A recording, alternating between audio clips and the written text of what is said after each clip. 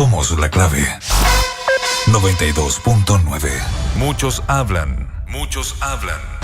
Otros critican. Pero en realidad, ¿quién te escucha? Desde ahora, en la 92.9, Álvaro Escobar pone oídos y desmenuza la contingencia en Combinación Clave.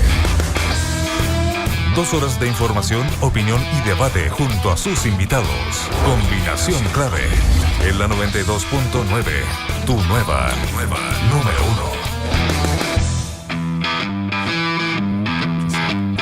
1. Interesante partir por ahí. 9 de la mañana con 1 minuto. Yo partí, este es el colmo del...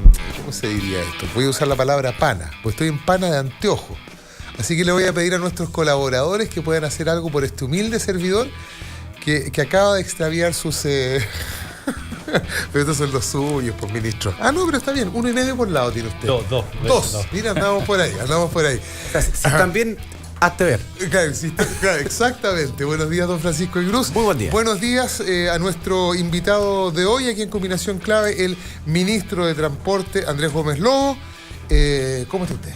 Muy bien, muy buenos días. Estábamos comentando, muy buenos días. El transporte público siempre va a estar estresado, es una palabrita, una frase que alcanzó a colarse antes de que saliéramos al aire, porque justamente de lo que queremos conversar hoy día con el ministro de Transporte, Andrés Gómez Lobo, es justamente esta ley que pretende fortalecer el transporte público, donde se estaría aumentando el subsidio, donde se consignan también fondos espejo, vale decir, por cada peso que se invierte en la ciudad de Santiago, en este fortalecimiento del transporte público, en el subsidio directamente, también se invertirán por su parte en cada región. Hay una novedad que dice relación con las facultades que se le entregan usted me corrige si me equivoco, atribuciones a Metro para operar sobre superficie. Esto y sus alrededores también para conversar con nuestro invitado, el ministro de Transporte, Andrés Gómez Lobo, y a usted le hacemos la invitación, obviamente, para que a través del hashtag Combinación Clave se haga parte de esta conversación. Me imagino que uno parte de la premisa, a propósito de lo que vamos a conversar, de que, justamente lo que usted decía hacia el final, el transporte público siempre va a estar estresado. Bueno, en una ciudad como Santiago, de 6 millones de habitantes, además con una tasa de motorización de autos privados que va creciendo y va a seguir creciendo, o sea, todos los estudios comparativos internacionales indican que nosotros en Chile todavía tenemos la mitad de los autos por cápita, por persona, de lo que existen en países desarrollados. Entonces vamos a tener un crecimiento en el parque automotriz. Eso genera una situación de congestión que provoca 2 cosas. En primer lugar, las personas buscan medios más rápidos, como el metro, y tenemos entonces que las personas optan por metro y vemos que las validaciones en metro van aumentando con los efectos que eso tiene. Y por otro lado, reduce la velocidad de los buses, porque los buses están en un taco. Y al reducir la velocidad de los buses para una misma flota, tú tienes menos frecuencia, es más difícil regular los buses para que estén igualmente espaciados en la calle, y por lo tanto la gente percibe un deterioro en la calidad de los buses, pero hay que ser muy claro en esto, ese es un síntoma, no la enfermedad. Entonces, exacto, si uno alega en contra el Transantiago, por así decirlo, porque hay un deterioro en las velocidades, porque se percibe un deterioro en la frecuencia, eso es problema de la congestión. Y por eso es tan importante 2 cosas. En primer lugar, aumentar la flota, que se aumentó el año 2003 como consecuencia de esta mayor congestión, lo cual aumenta los costos. Y 2, hay que hacer más infraestructura. Hay que darle prioridad al transporte público para que de superficie, para que recupere la velocidad. Y por eso nosotros nos comprometimos a 40 kilómetros de vía exclusiva, más 60 kilómetros de corredores, 40 kilómetros de corredores, más 60 kilómetros de vía exclusiva de pista solo bus. Esa es la forma de mejorar el transporte público. Más infraestructura que le dé prioridad al transporte público. Y no nos engañemos, no critiquemos el síntoma cuando la enfermedad es otra. Ministro, quienes somos usuarios frecuentes del sistema... Me alegro. Sí, yo también. Y conversamos con quienes lo usan, la conclusión a la que llegamos es que es un mal sistema, el Transantiago. Mira, pero si tú ves la encuesta... Se lo digo básicamente por gente apretada, por tiempos de espera, que es cierto, ha ido disminuyendo el tiempo de espera, pero no deja de ser malo el sistema. Muchos se preguntan por qué seguir subsidiando un mal sistema que además está implementado por privados. Bueno, pero a ver, 2 cosas. En primer lugar, eso es el mal sistema. Si uno mira la encuesta, un 63% de los usuarios le pone un 5, 6 o 7 a su recorrido.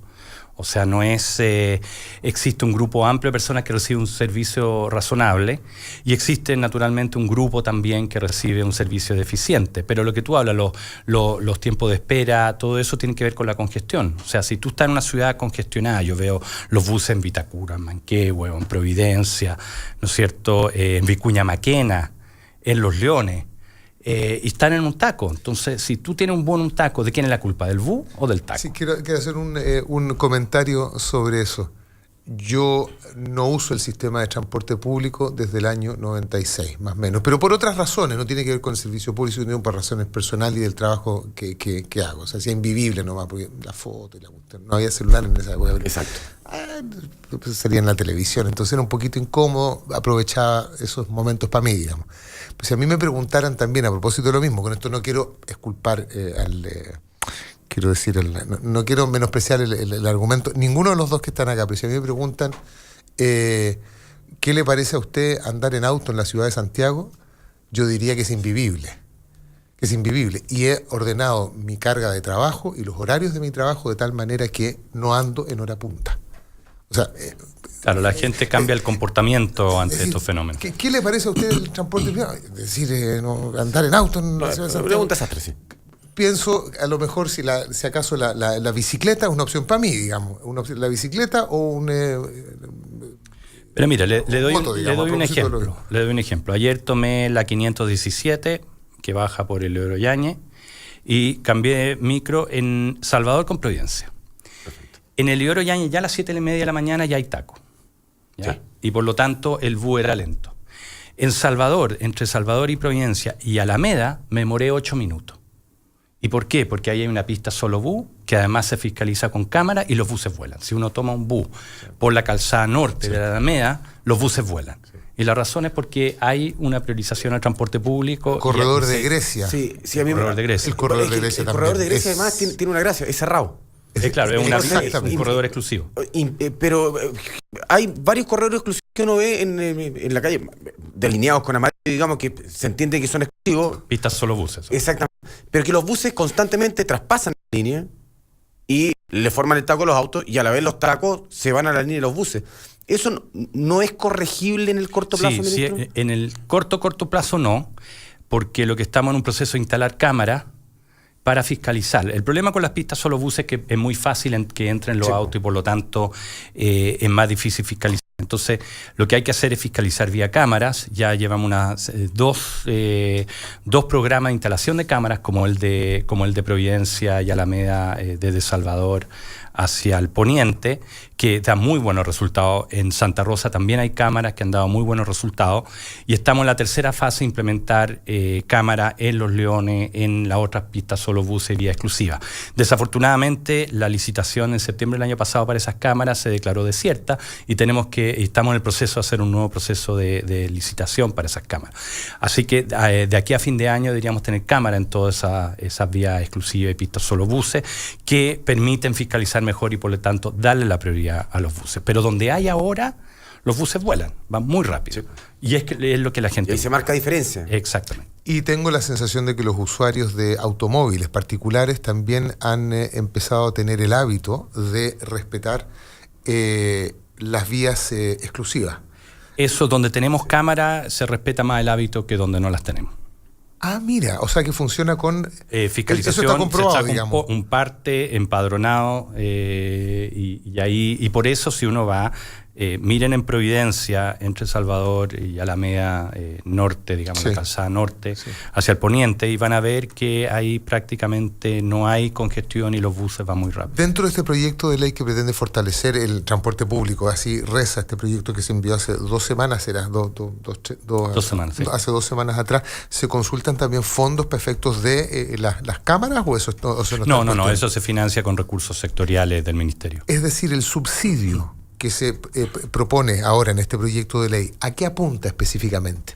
Mira, ¿al valor del pasaje? Al valor del pasaje. Evitar un alza de 30 pesos en el valor del pasaje. Eso nosotros creemos que es importante mantener el pasaje asequible a la población. El año pasado ya subió 40 pesos por razones de indexador de costo y nos parecía que es contraproducente en una ciudad como Santiago, que siga subiendo el pasaje del transporte público. Uno, por razones sociales, porque naturalmente a todos les duele el bolsillo, particularmente a aquellos que usan el transporte público, que tienden a ser de clase media o de familias con escasos recursos, pero también porque genera una espiral en que incentiva a la gente a cambiarse de modo, lo cual empeora la congestión o empeora particularmente la congestión, o hay mayor demanda en taxi colectivo, etcétera. Entonces, creemos que como gobierno es preferible subsidiar un poco más que permitir que suba la tarifa. Ahora, la pregunta que surge es ¿por qué suben los costos? Sí, esa es una pregunta, ¿por qué suben los costos? Pero también por qué la comisión de expertos propondría, dado los argumentos que hemos escuchado de parte suya, ¿por qué la comisión de expertos propondría aumentar, esa es la redacción, ¿no es cierto? Es la comisión de expertos la que recomienda aumentar en 30 pesos el valor del pasaje. Porque la comisión de expertos hace una cosa que ¿más técnica? Muy técnica, que es la siguiente. Sí, ellos proyectan los costos durante el año, proyectan los ingresos por tarifa, y ven el monto del subsidio que está en la ley. Si no alcanza los ingresos, los subsidios, cubrir los costos, entonces ellos están obligados, porque reciben ellos mucha crítica, pero es su función. La ley establece que ellos están obligados de que si hay un desajuste entre los ingresos más subsidios con los costos, tienen que gatillar una alza de tarifa. Entonces, no es que el panel de expertos arbitrariamente decide subir la tarifa, es que ellos están visualizando un desequilibrio entre los costos y los ingresos del sistema. ¿Por qué aumentan los costos? Bueno, ¿por qué aumentan los costos? Y aquí yo quisiera ser bien claro, porque esta es una pregunta que yo creo que genera mucha confusión. Y ha generado mucha confusión hace muchos años, así que quisiera ser muy claro acá. 8 años. Porque la pregunta es ¿por qué el sistema antiguo no requería subsidio? Existía una tarifa escolar también, ¿no es cierto? Pero no requería subsidio. Y las razones son tres. Porque hubo un cambio que hizo tres cosas fundamentales que hace que el sistema sea más caro, sin lugar a dudas. Pero después vamos a ver si sería recomendable dar vuelta atrás. Yo creo que no. En primer lugar, formalizó a los conductores. Los conductores antiguamente trabajaban 15 horas diarias, ¿no es cierto? Eso se cambió, ahora los conductores trabajan horario normal, formalizado, con contrato, y eso requirió un aumento en el número de conductores en el sistema. O sea, los costos laborales aumentaron en el nuevo sistema. Pero porque en el sistema antiguo había un subsidio implícito, que era un trabajo de los conductores que era excesivo en términos de horario. Segundo lugar, se modificó, se cambió, se renovó toda la flota. Si bien hay buses ahora que están mostrando su año, indudablemente, igualmente tenemos una flota que todo es Euro 3 o superior. ¿Qué significa esto? Que son buses que tienen unas emisiones mucho menores a lo que era la micro amarilla, un ruido mucho menor. Sí, yo no sé, yo creo que ahora volviéramos a tener la micro amarilla y no lo soportaríamos por el ruido que generaban. Y por lo tanto, y hemos visto los beneficios de esta nueva flota en la contaminación de Santiago. La contaminación empíricamente, eso uno puede mostrar, ha disminuido desde que se renovó toda la flota del Transantiago. Entonces, tenemos una flota nueva que es más cara que la flota antigua, sin lugar a dudas. Estos buses son más caros que las micro amarillas, pero por los motivos que yo señalaba. Son buses, los otros eran camiones con chasis de bus, digamos. Y tercero, tenemos tecnología, que también hay que pagar. Tenemos la tarjeta PIB, tenemos los GPS.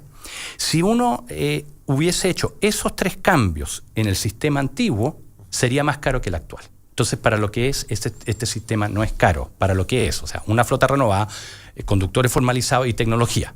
Ahora, yo les pregunto, aquí hay tres alternativas, y esto es como la regla 1+1, digamos, ¿no? O uno disminuye costo, o uno aumenta el subsidio, o uno aumenta la tarifa. Esas son las tres opciones, no hay más.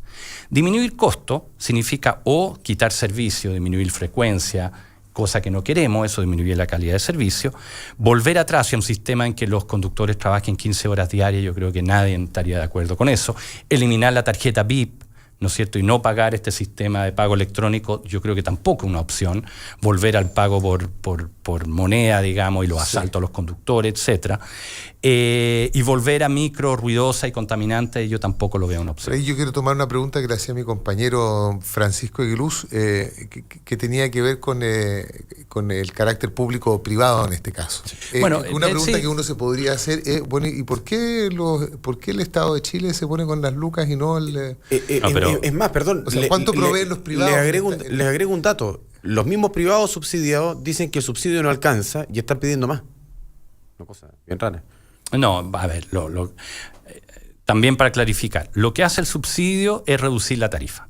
Uno tiene una separación entre lo que es el pago a los operadores y lo que es la tarifa pública, ¿ya? Los pagos a los operadores se hacen según un contrato que tiene sus reglas, que se han modificado ya 3 o 4 veces desde que se inició el sistema, se han probado distintos esquemas.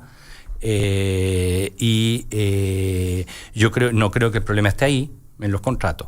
Y los contratos dicen, mire, por cada pasajero transportado yo le voy a pagar tanto, por cada kilómetro recorrido le voy a pagar tanto, por cada bus en operación le voy a pagar tanto, hay un programa operacional. Si no lo cumplen, se reducen los pagos, hay unos descuentos bastante fuertes, digamos, por no cumplimiento. Y eso funciona así. Después, lo que son los ingresos depende de la tarifa pública. Y ahí hay dos opciones. O sube o lo paga la tarifa, digamos, estos costos, o lo paga el subsidio. Si uno reduce el subsidio, uno no va a reducir el pago a los operadores. Perfecto. Solamente va a ser subir la tarifa. Estas dos cosas están separadas. Y cuando los operadores dicen, perdón, ministro, que elaboran un estudio, dice el diario La Tercera hoy, el presupuesto establecido por la ley del subsidio para el Transantiago fue de 400.155 millones el año pasado. Sin embargo, los pagos que el sistema realizó para cubrir el pase escolar y los transbordos, donde el segundo y tercer viaje son gratuitos, fue de 429.372 millones de pesos, lo cual generó un déficit de 29.217 millones. Bueno, yo discrepo con eso. Yo creo que ellos tienen un error conceptual y yo creo que ellos deberían concentrarse más en su operación, más que hacer estos estudios que yo creo que están tan errados, porque el subsidio de los estudiantes existía antes, ¿no es cierto? La razón por la cual el sistema actual es más caro que el antiguo es por los 3 motivos que yo le señalé, digamos, la flota nueva, la formalización de los conductores y la nueva tecnología. El sistema antiguo también tenía un descuento de los estudiantes, si bien el número de estudiantes ha aumentado, particularmente educación superior, en Santiago los últimos 10 años, y eso sí puede tener algún efecto. La razón por la cual subieron los costos el año pasado fueron varios. En primer lugar, porque se aumentó la flota al 2013, cosa necesaria por lo demás, porque con la mayor congestión se necesita más flota para dar la misma frecuencia, y eso pegó, digamos, en los costos del año pasado, porque en enero del año pasado también se aumentó el pago a Metro para poner aire acondicionado en el Metro en el verano, cosa que también yo creo que es justificable. Si queremos eso, tenemos que pagarlo. También hubo un aumento de costos significativo en las proyecciones. Las proyecciones no estaban bien hechas, por así decirlo, o fueron erradas las proyecciones que se tenían a comienzo del 2014 del déficit del sistema. El año pasado vimos un aumento en el precio del petróleo significativo, un aumento en el precio del dólar significativo, si bien el precio del petróleo bajó al final de año, y también tuvimos un reajuste que se hace en los contratos cada 2 años de acuerdo a la demanda que tiene cada operador. Entonces hay múltiples factores que hacen que el año pasado los costos fueron mayores, y eso continúa este año, por lo cual preferimos una solución de largo plazo, en el sentido de una solución que no sea año tras año pedir más recursos, sino pedir una ley 60.000 millones por año para cubrir este mayor costo que tiene el sistema. Y por cierto, el 2018 se pide un subsidio adicional porque al entrar a operar la línea 3 y 6 del metro, los costos operacionales también del sistema suben. Hay que pagar más a Metro por la operación de esa línea, y por lo tanto se pone en esa situación. Claro, y entonces para que eso no se traduzca en un aumento de tarifa, también se está solicitando mayor. Ministro, le quiero hacer un par de preguntas acá que nos están formulando algunos oyentes. Cambiemos Chile, nos dice: operadores del Transantiago dicen que el pasaje debería ser de 950 pesos, más o menos ya lo acaba de responder, no está muy de acuerdo con las proyecciones. No, no estoy de acuerdo con lo que ellos... Con el tema del subsidio. Con por qué ellos dicen que hay subsidio, digamos. Lo que sí es cierto es que el pasaje, los costos medios, por así decirlo, están alrededor de 1.000 pesos. Y el Estado se pone con 300 y tanto, 400 pesos en subsidio. O sea, en ningún caso la gente debiera desembolsar los 9.50 que dice. Si no hubiese subsidio, esa sería la tarifa. Por otra parte, me preguntan por aquí a Víctor Fritis, ¿en qué quedó la solicitud del pase para el adulto mayor para que tengan tarifa rebajada? Mira, eso lo estamos analizando porque no tenemos claridad qué implicancias tiene para el sistema. O sea, eso significaría mayores recursos, o sea, habría que solicitar mayor subsidio para eso, si no, tú decretas eso e inmediatamente gatilla una alza de tarifa por parte del panel de expertos. Entonces, estamos haciendo un estudio ahora, una encuesta para saber cuántos adultos mayores hay, cuál sería el impacto potencial operacional, porque hay que saber dónde viajarían, cuál es el impacto financiero en el sistema, antes de poder tomar una decisión, pero estamos trabajando en ello y, por cierto, digamos, nuestra intención es poder hacer algo al respecto. Y me pregunta un joven que se llama Pancho Aguiluz, se llama igual que yo. Broma, ¿no? Exactamente. Mi pregunta tiene que ver con si nos quedamos atrás históricamente, en la historia más reciente en materia de transporte y en materia de planificación vial respecto de las grandes urbes del mundo. Hablo de escasez de líneas de metro para la cantidad de población, el tema Transantiago y las calles, da la impresión que faltan calles en Santiago realmente. Bueno, o sobran autos, digamos. O se usa mucho auto. Ya dijo que iba a seguir aumentando el parque automotriz. El parque automotriz va a seguir aumentando. Entonces, esa es una muy buena pregunta. A ver, yo quisiera aclarar dos cosas. El metro se está expandiendo en un 45%. Sí. O sea, por eso le preguntaba, perdón, ministro, si nos habíamos quedado atrás en la proyección. Estas líneas no deberían estar operando hoy día en el fondo. Bueno, a ver, la línea 6 se anunció el 2009, pero comenzó su construcción el 2012, así que ahí hubo un atraso. Pero construir una línea de metro toma 5 años, sí, por lo mínimo. Entonces, igual son procesos lentos. Piense usted que Londres comenzó a construir su metro a mediados del siglo XIX. Sí. Y tienen 400 kilómetros, digamos, en 150 años. Entonces, estos son procesos lentos. Obviamente uno quisiera tener las líneas operativas ya. Yo particularmente me encantaría ver las nuevas líneas operativas, pero esto toma tiempo. ¿Ya? Y vamos a hacer un proceso, y yo estoy seguro que después estas dos líneas se van a seguir construyendo líneas de metro, pero es un proceso lento. Mientras hay que tener claridad de que vamos a necesitar y va a seguir siendo un modo relevante los buses, porque hay algunos que plantean un dilema que a mí me parece muy absurdo entre buses o metro, ¿ah? Pero si uno ve las grandes ciudades del mundo, tienen ambos y tienen trenes también. Ojo, y vamos a tener un tren en el sur de Santiago, el Rancagua Express, que también va a ser un modo rápido para trasladarse en las comunas del sur de la ciudad hacia el centro a partir del primer semestre del próximo año. ¿Con las líneas que ya existen? No. Está en construcción el Rancagua Express, ya, que va a permitir a todas las comunas de Pedro Aguirre Cerda, El Bosque, Los Espejos, San Bernardo y Nos, tener una vía muy expedita para llegar a Estación Central a partir del primer semestre del próximo año. O sea, y va a estar integrado tarifariamente al sistema. O sea, vamos a tener como una línea adicional de metro, por así decirlo, a partir del próximo año, primer semestre del próximo año.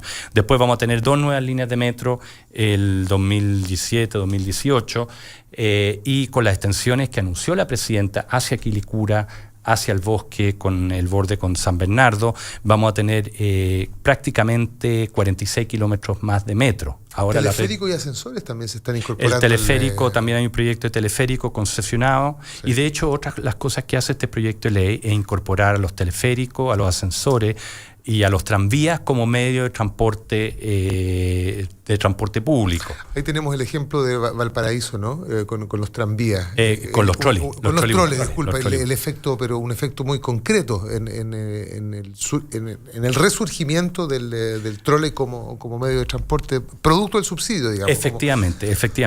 Los recursos espejo han servido para fortalecer el transporte en regiones. El recurso espejo, para que la gente nos está escuchando, es un peso en Santiago, un peso para regiones. Un peso para regiones. Entonces, perdón, ministro, ¿ese es un peso para regiones o un peso por región? No, porque peso acá para me estaban región. preguntando eso. Un peso para las regiones. Perfecto. Que se distribuye entre las regiones. Pero déjeme dar algún ejemplo en qué se usan estos recursos para volver a los troles, que es un proyecto muy sentido sí, para nosotros, y vamos a tener novedades muy pronto. Por ejemplo, en la extensión del biotren de Lomas Colorada a Coronel, en San Pedro de la Paz, en Concepción, en Gran Concepción, se financia con estos recursos.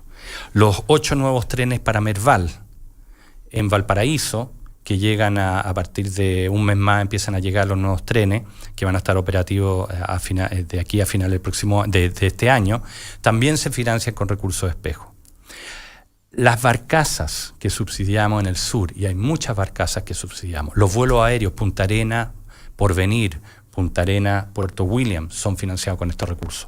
Ahora vamos a iniciar, estamos iniciando toda la semana nuevos subsidios para zonas aisladas, buses que van a zonas aisladas, que no llegarían buses de transporte público de otra forma.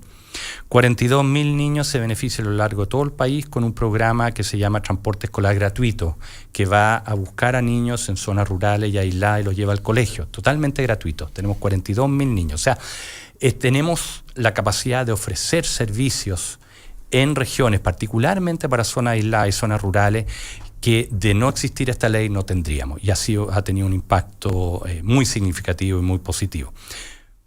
Trolleybuses, porque es un caso bien emblemático. La empresa de trolleybuses está desapareciendo.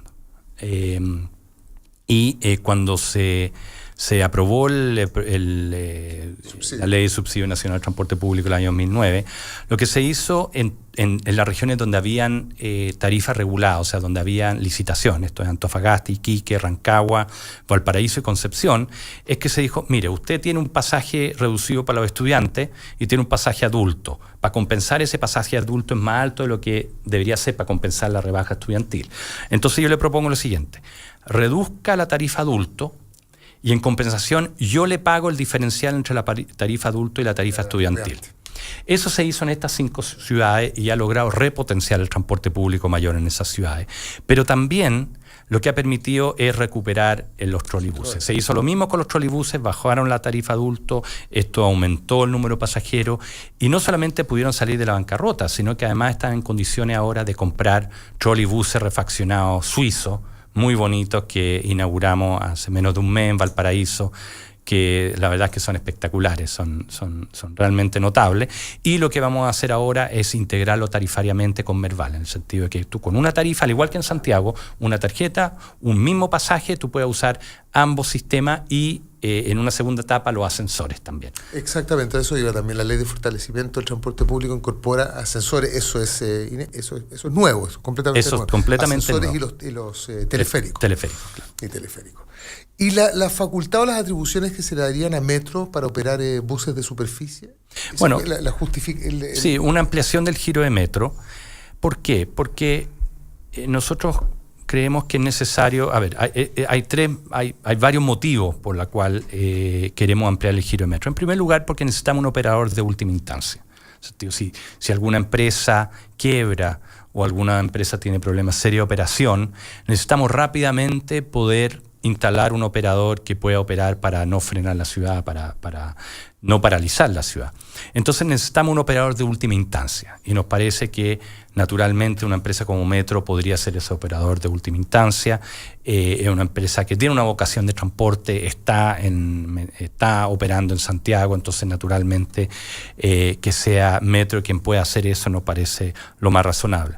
En segundo lugar, hay ciertas operaciones que podrían haber sinergia entre Metro y el transporte en superficie. Por ejemplo, en estaciones de Metro, coordinar mejor la llegada de los buses con la llegada de los trenes. Si Metro tuviese operaciones en algunos sectores, podría coordinar eso y yo creo que eso sería beneficioso, aunque quiero aclarar que aún no hay ningún proyecto concreto de operación de buses de Metro. Lo que queremos es ampliar el giro para permitir tener la posibilidad de que Metro opere buses en superficie. Y en tercer lugar, también es interesante poder tener una operación pública que sirva para generar información, para tener un contraste con la operación privada. Ministro, en materia de viajes interurbanos con empresas de buses que están acusadas de colusión, sobre todo en fines de semana largos, con muy pocas líneas aéreas abiertas para el vuelo a nivel nacional, ¿el tren no es una opción para el Estado? El tren es una opción. El tren tiene dos fortalezas muy importantes actualmente en el mundo. Para partir, porque mucha gente me pregunta por el tren. Todos queremos los trenes. Los que somos viudos del rápido del calle. Sí. En todo el mundo ha decaído el tren. Ya en todas partes del mundo ha decaído el tren de larga distancia, principalmente porque a distancia más de 500 kilómetros no es muy competitivo con el avión en tiempo y no es muy competitivo con el bus en precio. ¿Ya? Entonces, esos servicios han tendido a disminuir en todas partes del mundo. ¿Dónde ha resurgido el tren? Ha resurgido en transporte urbano, esto quiere decir suburbano, ¿no es cierto? Merval es un ejemplo. Merval ha sido un éxito completo y queremos replicar ese modelo. Por eso la extensión Lomas Coloradas Coronel, por eso Rancagua Express. O sea, el tren hay que partir por los trenes suburbanos. Ahí tienen mucho potencial porque en el fondo funcionan como una línea de metro, tienen mucha demanda, muy útil. Y también en carga. Queremos potenciar los trenes de carga. Actualmente el 97% de la carga en Chile se transporta en camión. En la otra parte del mundo ese porcentaje es mucho más bajo y se transporta mucho más en tren. Es eficiente transportar carga en tren y por lo tanto los nuevos proyectos de puertos que estamos proyectando para la zona central de nuestro país, hay una meta que 30% de la carga tenga que hacerse en tren. Eso quiere decir que estamos expandiendo los trenes, pero partiendo por los suburbanos. Ahora, una vez que uno tiene suburbano, ¿no es cierto?, uno puede empezar ya a ver si uno va un poco más allá, pero estamos expandiendo los trenes, es importante expandir los trenes, pero partiendo por los suburbanos. Perfecto. Y eso quiere decir que hablamos de trenes de largo recorrido hacia el norte o hacia el sur en un buen rato más, digamos. Yo creo que sí. Porque además hay otra cosa. EFE es una empresa que fue muy golpeada hace más de una década. No le podemos imponer proyectos que sean muy riesgosos. Y fuera, perdón, ministro, ¿y fuera de EFE? Bueno, EFE es la empresa de ferrocarriles. No hay operadores privados en el norte del país. Pero yo creo que como tren de pasajero lo más razonable es seguir expandiendo EFE. Merval ha sido una experiencia muy positiva para ferrocarril. ¿Podemos hablar algo de televisión digital también, ministro? Encantado, sí, pues, ministro de Transporte y Telecomunicaciones. Estamos con el ministro de Transporte y Telecomunicaciones, Andrés Gómez Lobo. Estamos en combinación clave. Faltan 28 minutos para las 10 de la mañana. Vamos a una brevísima pausa. Estamos de vuelta. Por la tele, ministro. Por la tele. Sí.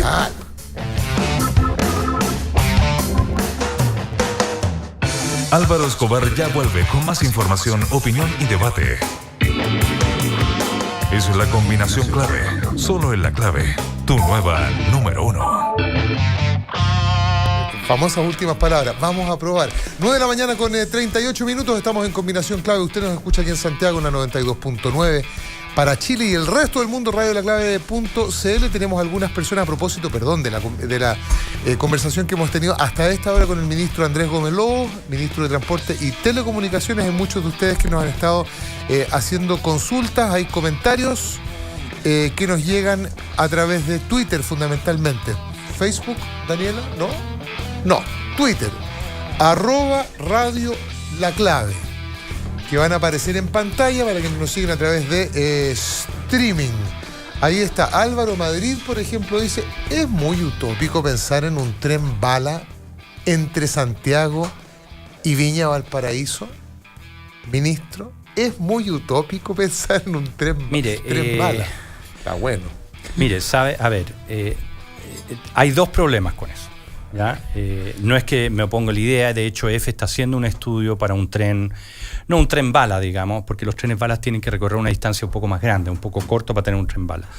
Pero hay dos problemas que son clave. Uno es que la bajada a Valparaíso o Viña no es simple para un tren. Un tren tiene que tener una pendiente mínima. Por eso el tren se da la vuelta por el norte. Exacto. Y entra por Limache. La razón es porque se va por el Cajón del Río, ¿no es cierto?, porque eso le da la pendiente para llegar a Viña. Si uno quisiera hacer un tren directo, porque para que sea rápido tiene que ser directo Santiago-Viña, tiene que tener una infraestructura, hacer unos túneles y una infraestructura para que el tren tenga una pendiente que es bastante caro. Dicho eso, también hay otro tema, y es que tendrías que llegar a Placilla. No podría bajar de Placilla. Uh-huh. Entonces ahí se produce, alguien tomaría un tren que te deje muy rápido en Placilla, pero después tengas que tomar una micro para bajar a Valparaíso, a Viña. Es una microbala. Una microbala. Entonces hay temas geográficos que limitan ese proyecto en el caso de Valparaíso. ¿Ya? Ahora, se está estudiando hacer otro túnel de entrada, algo como el Camino de la Pólvora, pero para un tren por el lado de Viña, pero son estudios que están recién iniciándose. ¿Ya? Así que esa es la dificultad. Tenemos más preguntas en Twitter también. Ahí está, por ejemplo, Miriam Farfán dice: ¿cuándo hay trenes para la zona norte? O sea, Francisco Aguilú Yo estoy interesado por el sur, Ah. ya que nos meten en el norte. No, que usted Primero el el sur, tema de los trenes. ¿Tren para el norte? Bueno, a ver, como yo dije anteriormente, estamos privilegiando los trenes suburbanos. Exacto. Y ahí sí se está estudiando un proyecto, Estación Central Batuco. Ahora, no sé si eso es lo que entiende por norte, me imagino que está preguntando por el norte Yo creo del que país. un poquito más norte. Claro. Sí, un poquito. Yo diría que por ahora no, porque por las distancias es poco competitivo con el avión. O sea, si uno quiere ir a Antofagasta, ¿no es cierto? Por costo y por tiempo, lo más probable, y por el número de frecuencia, lo más probable es que el avión sea mucho más conveniente.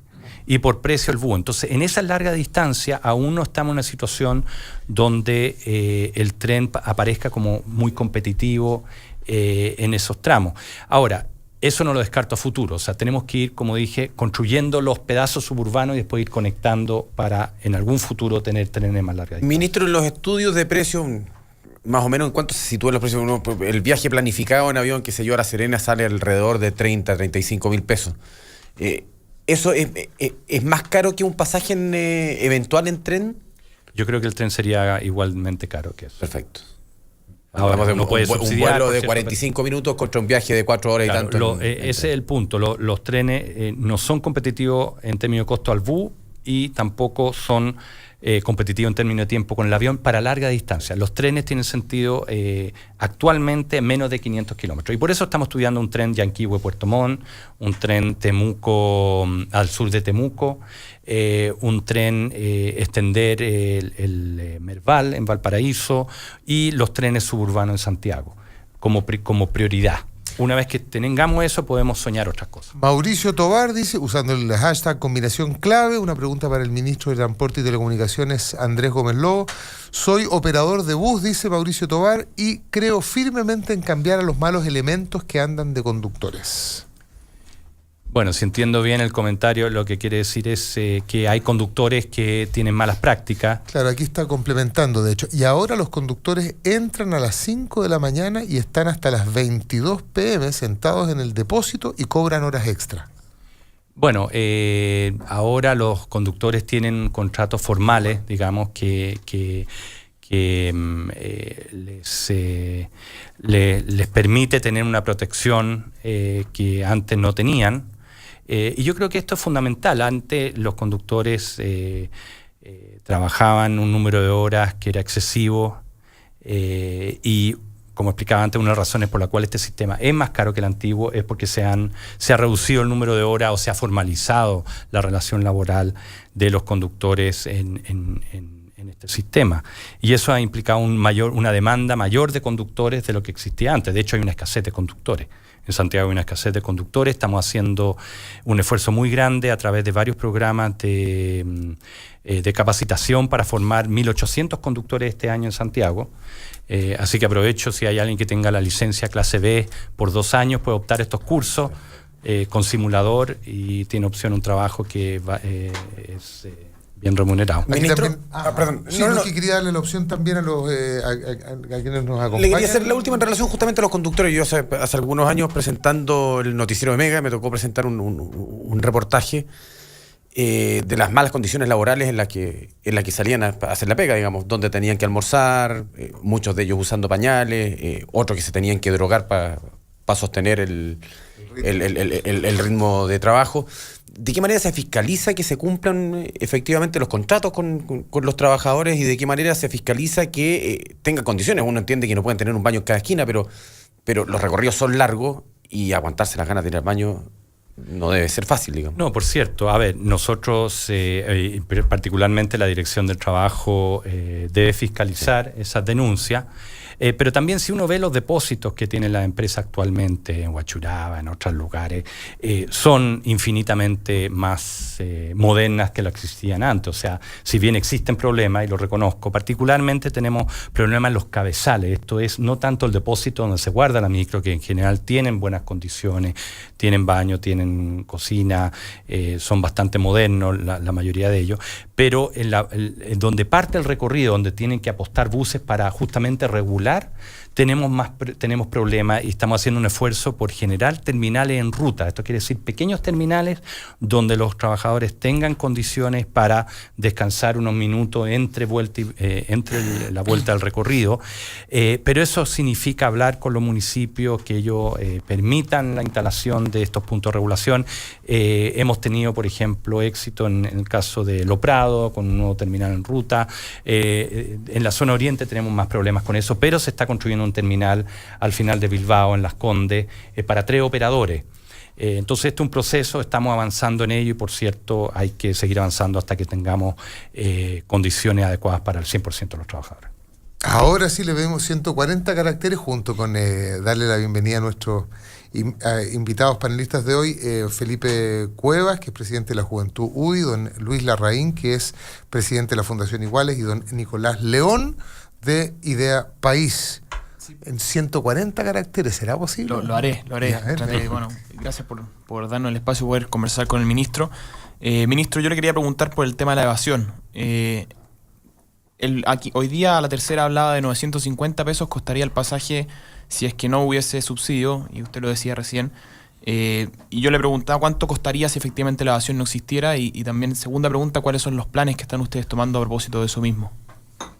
No, a ver, los costos es independiente de la evasión, o sea, los costos es lo que uno le tiene que pagar a Metro, a los operadores y a la AFT, que es el que hace las transacciones electrónicas del sistema, también al Metro por la tarjeta BIP, etcétera. Esos son los costos. Los costos ahora están alrededor de 1.000 pesos por viaje, por decirlo en términos gruesos. El tema es cómo se financia ese costo de 1.000 pesos. Entonces uno tiene ingresos de los usuarios o subsidio. No existe más. Actualmente los subsidios cubren alrededor de un tercio a 40% de ese costo. Y ¿qué impacto tiene la evasión? En el corto plazo, la evasión es una disminución del ingreso a los operadores, porque nosotros le pagamos por el pasajero transportado. Entonces, si transportan 100, le pagamos por 100 pasajeros. Si transportan 80, le pagamos por 80. Entonces, en el corto plazo, la evasión lo que hace es que disminuye los ingresos a los operadores. Y por eso les genera problemas financieros. Hay varios operadores que están teniendo pérdida. El año pasado, 3 de los 4 operadores tuvo pérdida. 4 de los 7 operadores, tuvo pérdida. Y en parte eso se explica porque tienen un tercio de sus clientes que no pagan, digamos, o entre 20 y 30% de los clientes que no pagan. Cada 2 años, eso sí, uno reajusta los pagos a los operadores por la disminución en la demanda. Hay un indicador que se llama pasajeros por kilómetros transportados. Cuando eso cae por razones que no son atribuibles al operador, uno le reajusta para equilibrarlo financieramente, por así decirlo. Entonces, en el mediano plazo es el sistema el que paga por la evasión, y eso sí impacta los subsidios y, por lo tanto, o la tarifa, digamos. O sea, cada 2 años o aumenta la tarifa o aumenta los subsidios si es que aumentó la evasión y, por lo tanto, caen los ingresos de los operadores. Por lo tanto, es muy importante reducir la evasión.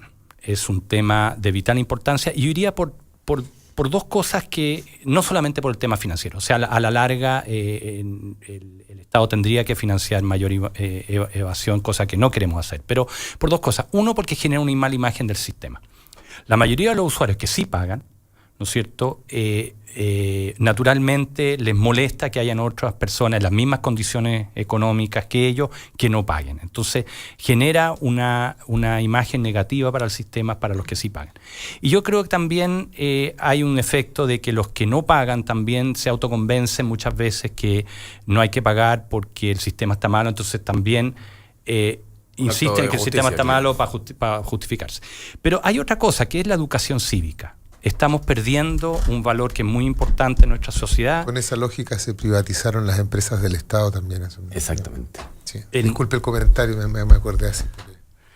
Es muy importante, digamos, que recuperemos la educación cívica de que los servicios públicos hay que pagarlos. No es justo que algunos no paguen mientras otros paguen. Así que estamos haciendo varias cosas para reducir la evasión y queremos... vamos a ingresar dentro de poco un proyecto de ley también para fortalecer las sanciones a los evasores, como una de las políticas que vamos a tener para reducir la evasión. Estamos también poniendo más zonas pagas y, por cierto, aumentando el número de puntos BIP para que no haya evasión involuntaria por no poder cargar la tarjeta. Don Felipe Cuevas, presidente de la Juventud UDI, pregunta. Muy buenos días. Buenos días, don Felipe. Muchas gracias por tener la posibilidad de conversar con el ministro acá. No va a poder hacerlo en 140 caracteres, me disculpo inmediatamente. No va a poder Voy a enviar hacer- no lo va a poder enviar. No, es que... Parece político hablando entonces. No, es una pregunta bastante simple. Según la explicación que daba recién el ministro, pareciera entenderse que al final el Estado está subsidiando la falta de prolijidad de los operadores en términos de la evasión del pasaje. O sea, no están bien puestos los incentivos, porque finalmente el privado no tiene ningún incentivo a evitar la evasión porque el Estado subsidia. Se quiere aprobar 60.000 millones de pesos para el periodo que viene ahora y 130.000 millones de pesos para el periodo 2018-2022. Eso, en términos de dólares, son 120 millones para el próximo periodo, 240 con el dólar a 500. ¿Alguien sabe cuánto es el presupuesto de educación? O sea, estamos invirtiendo varias veces el presupuesto de educación en un sistema que fracasó. Entonces yo espero, y la pregunta es, ¿cuándo el gobierno va a tener la voluntad política para corregir la peor política pública que ha tenido el Estado en los últimos por lo menos 25 años? Bueno, en primer lugar está equivocado en lo que señala. Se gasta 10 veces más en educación que anualmente en el presupuesto público que lo que se gasta en subsidios del Transantiago, y en salud también.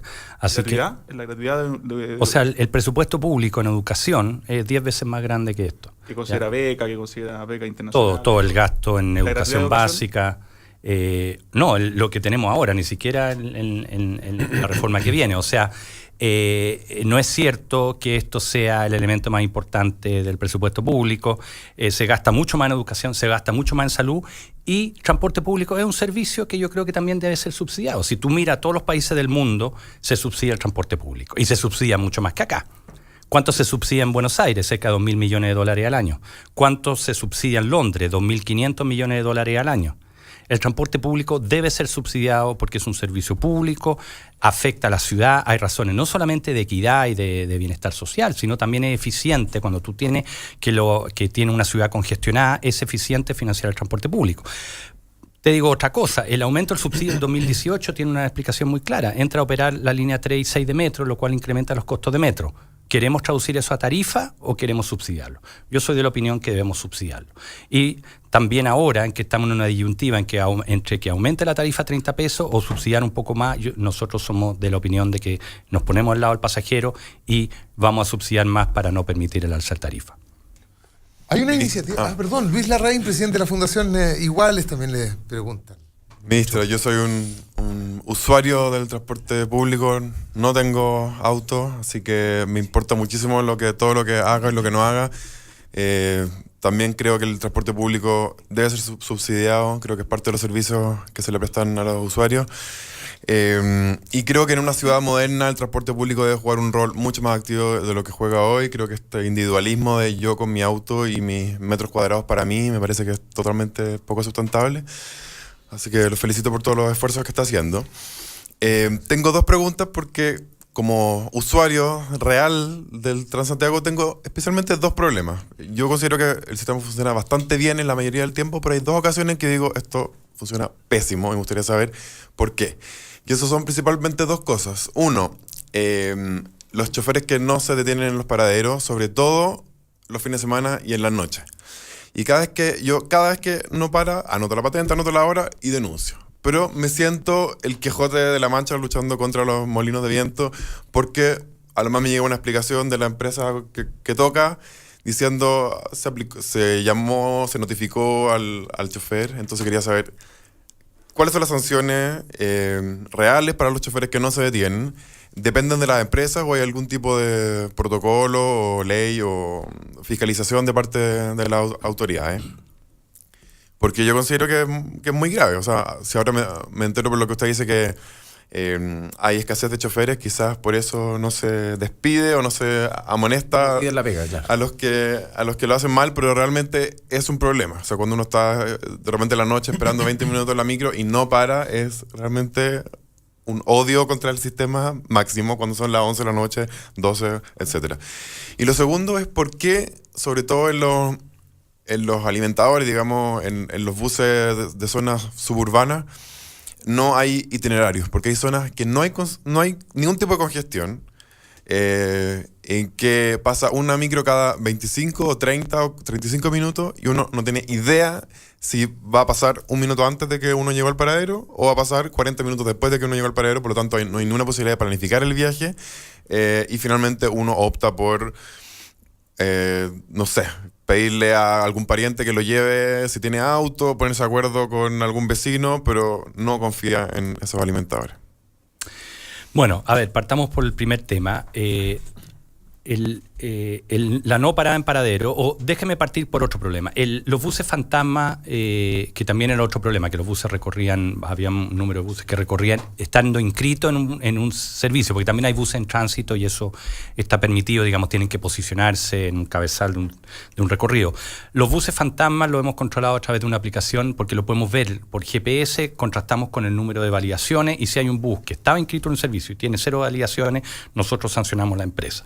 Eso ha disminuido radicalmente el año pasado de que introdujimos este control, digamos, remoto de este problema.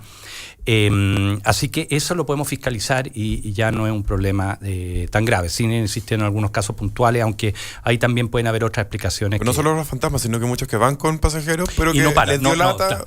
El otro problema es que no paran, es un problema real. De hecho, tenemos muchas denuncias, esa es la principal denuncia que tenemos en el sistema. Hemos incrementado la fiscalización de ese problema y hemos pasado ya más de 800 multas a conductores por la no parada en paradero. Eso no es más difícil controlarlo remotamente, porque tenemos que tener 2 fiscalizadores, uno en un paradero donde no paró y después otro donde después lo paran al bus y le sacan el... Pero por denuncias, ¿no? Como las que hago yo en Transantiago.cl. Pero sigue haciendo las denuncias porque al final sí lo hago, pero me siento un poco ridículo a veces. No, pero hazlo porque igual ayuda. ¿Y cuál es la sanción real? No, al conductor se le pasa una multa, es una infracción para el conductor. ¿Por una vez o por cada 3 veces, cada 5 veces? No, cada vez que se pilla que no paró en un paradero, se le pasa una infracción. ¿Cuál es la lógica de no parar? Nada. ¿Ah? No sé. Claro, lo que pasa hay un pasajero que está es una mala práctica que nosotros queremos erradicar. Eso va a tener, tiene que ser con un trabajo con los conductores, porque no es... Digamos que antiguamente cuando los conductores ganaban por pasajero por boleto cortado, ¿no es cierto? Obviamente tenían más incentivo de parar. Sí, paraban hasta cuando no lo hacían paraban. Claro, paraban a mitad de cuadra, también era bastante no le paraban desordenado. a los escolares. Y ahora nos fuimos al otro lado, donde los conductores no tienen tanto incentivo monetario de parar por pasajeros, pero yo creo que el estándar mundial es que tú a los conductores no le pagas por pasajero transportado porque genera otras malas prácticas. Entonces, ahí hay un proceso de capacitación, de trabajar con los conductores para erradicar esta práctica que reconocemos que sí es un problema. Ahora, me alegro que dices que generalmente sí te funciona bien.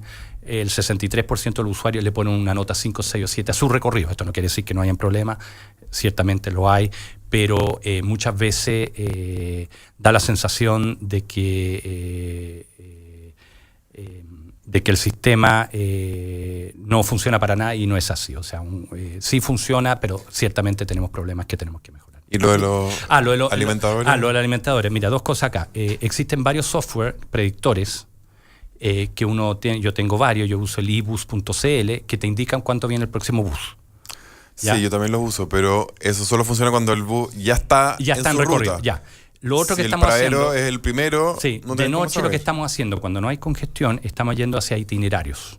Sí. De hecho, ¿pero por qué no de día en las zonas suburbanas o periféricas? Bueno, porque fuera de Santiago, digamos, o sea, fuera del Transantiago, ¿no es cierto? No tenemos la tecnología aún para hacer pero eso. Me refiero en Transantiago, pero en las zonas en que no hay taco.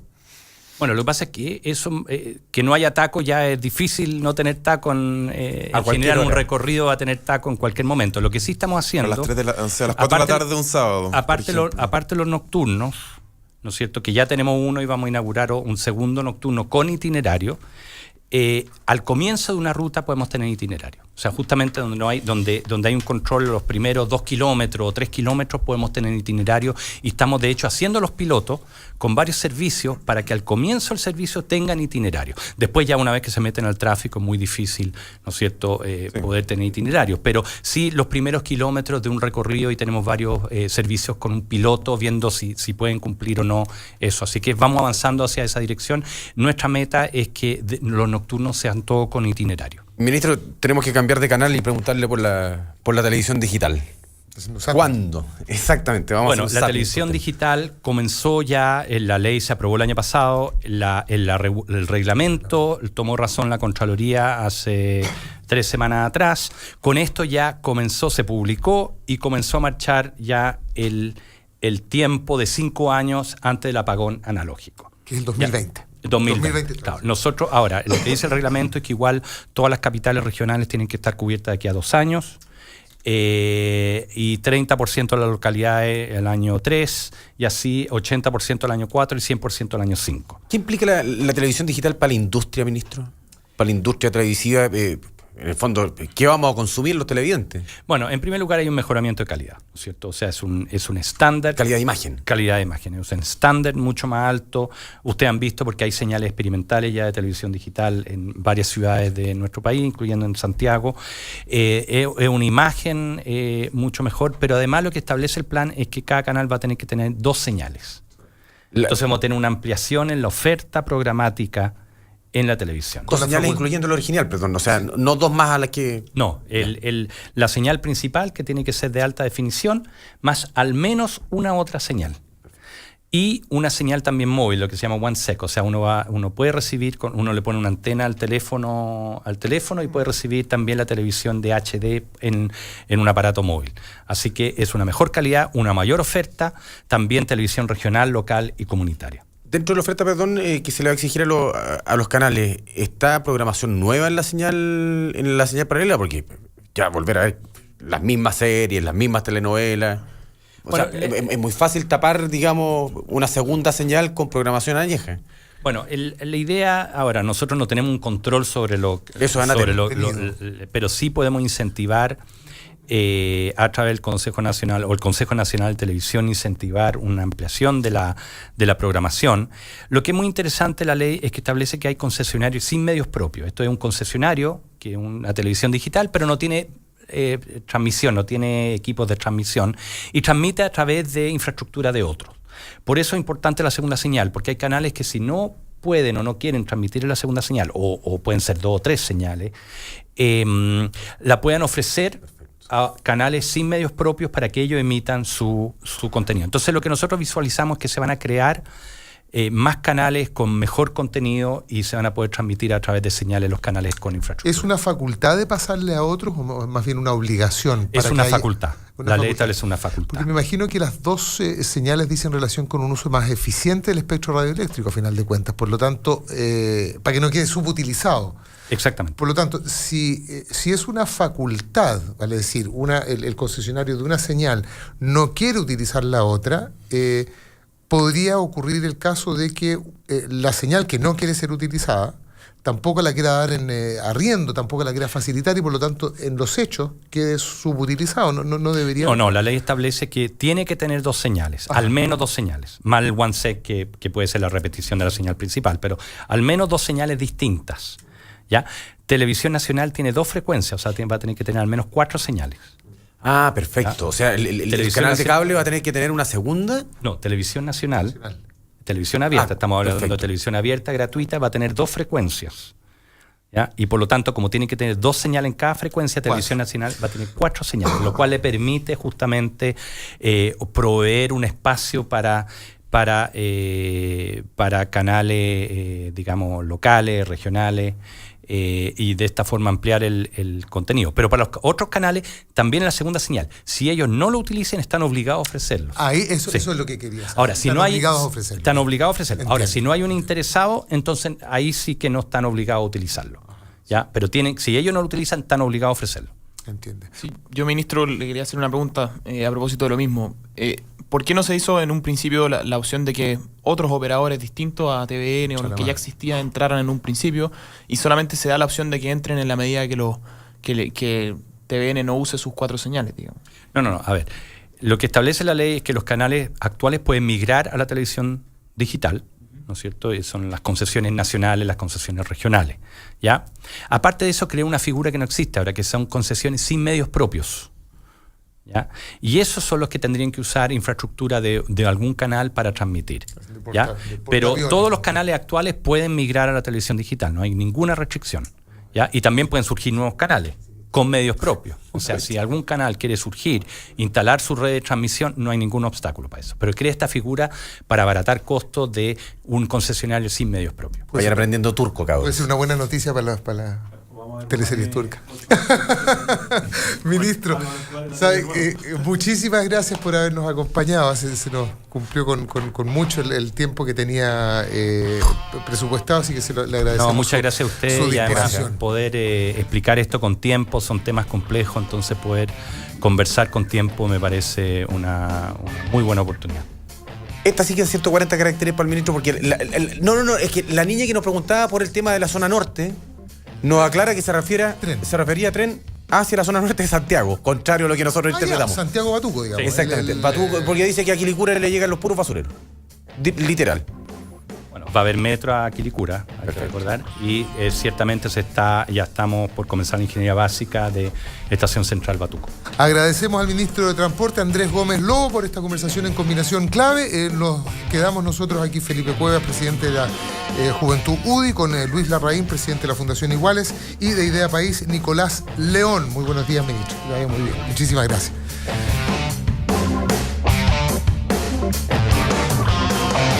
Ya regresa Álvaro Escobar.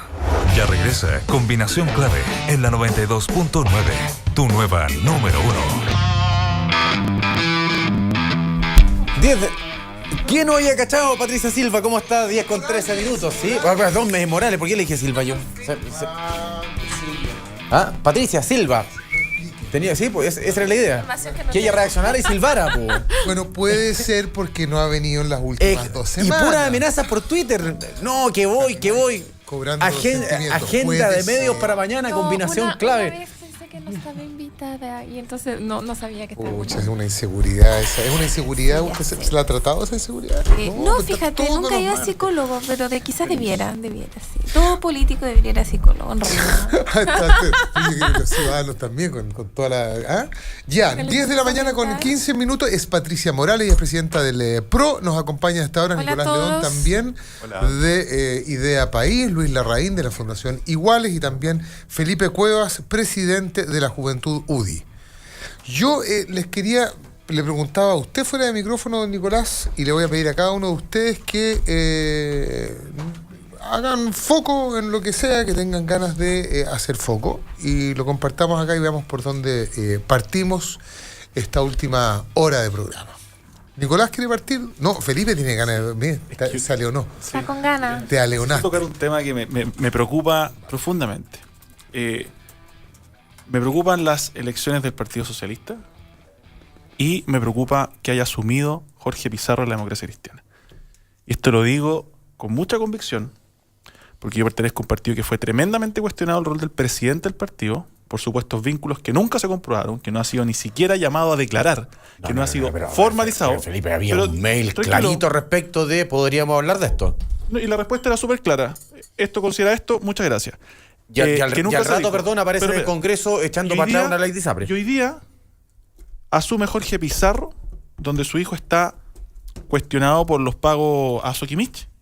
Y en el Partido Socialista asume Isabel Allende, que es la principal cuestionada por la firma de los falsos exonerados. Yo creo que hoy día hay 2 partidos de la nueva mayoría que quedan imposibilitados de hablar de corrupción ante la ciudadanía. Ese es mi tema, mi gran titular. Luis, Nicolás, Patricia. Bueno, a mí no me queda más que compartir lo que dice Felipe, digamos. Yo de hecho venía en la mañana pensando esto mismo, leyendo los titulares, porque hasta ayer no teníamos claridad. De hecho, también eso es bastante tuvieron bastante reñidas las elecciones en el PS. De hecho, hoy día Urresti criticaba a Escalona por decir que las bases lo castigaron, siendo que efectivamente fue una elección cuerpo a cuerpo, así que yo no sería tan claro en ese sentido. Pero por otro lado, me llama mucho la atención un poco lo que dice hoy día Felipe. Estos fueron noticias que forzaron a un presidente de un partido a salir, y hoy día tenemos a 2 presidentes entrando con noticias muy parecidas. Entonces es un poco contraproducente, o no sé, o raro, por lo más o menos. Incoherente. Coherente, podríamos decir. Uno de los vicepresidentes de la democracia cristiana fue a Chaín, se bajó de la mesa porque consideraba que no era oportuno que el presidente del partido asumiera. Y yo, mira, voy a ser generoso y voy a decir, ¿sabes qué, Pancho? Tenés razón. Y por lo mismo Ernesto Silva dio un paso al costado. Entonces, pongamos el mismo estándar. Un buen rato después. Está bien, pero creo. hoy día- Impresionado por el medio, digamos. Hoy día no están, ¿cuál es el dicho? No están los tiempos para Es que volvemos si eso a fue la a teoría Bollo, del ¿cómo? empate. El horno Hasta el horno para para hoyos. hoyos. Entonces, yo creo que hoy día, dada la desconfianza que hay de la ciudadanía, me parece, de verdad, más que me parece, evidencia el doble estándar que tiene la mayoría en todo ámbito de temas. Perdón lo lapidario, pero es que de verdad lo siento Yo así. estoy un poquito en contra del asunto como del empate, de tratar de girar la discusión en torno al empate y lo que hizo lo que hizo el otro, porque me parece que, dada la magnitud de la crisis política, el tema es más bien cómo salimos. Respecto a los temas puntuales que tú señalabas, yo no soy de C, no me corresponde a mí estar defendiendo, pero una cosa son los hijos de Pizarro, otra cosa es él. Entonces, efectivamente, Fuad Chaín consideraba que era impropio en términos éticos, no en términos legales. No fue la decisión que tomó Pizarro. Él tendrá que ver cómo sopesa y cómo ordena entonces su partido en torno a esa diferencia sobre la ética en política. Y respecto al PS, a mí me parece que Isabel Allende ganó con una mayoría que fue bastante contundente. Podríamos hablar sobre si Camilo Escalona hizo o no una buena campaña. Yo creo que hizo una muy mala campaña en términos de plantear realmente su diferencia, al punto que finalmente votar por él se transformaba casi en votar contra Bachelet, y yo creo que eso lo dañó muchísimo. Pero sí hay un tema que ha salido en estos días en la prensa, y es lo que pasó o habría pasado eventualmente con el pago de los bonos a De Aguirre en un periodo de campaña, siendo él director ejecutivo de un canal de televisión. A mí me parece que cuando, justamente entre otras cosas, hablaban ustedes hace poco con el ministro sobre medios, nuevos medios, y conociendo la concentración de medios en Chile, la diferencia en el momento de hacer cobertura entre los distintos movimientos o partidos políticos, me parece que si efectivamente se usó plata de una empresa para pagar bonos y en realidad no, en fin, yo creo que hay muchas cosas que aclarar.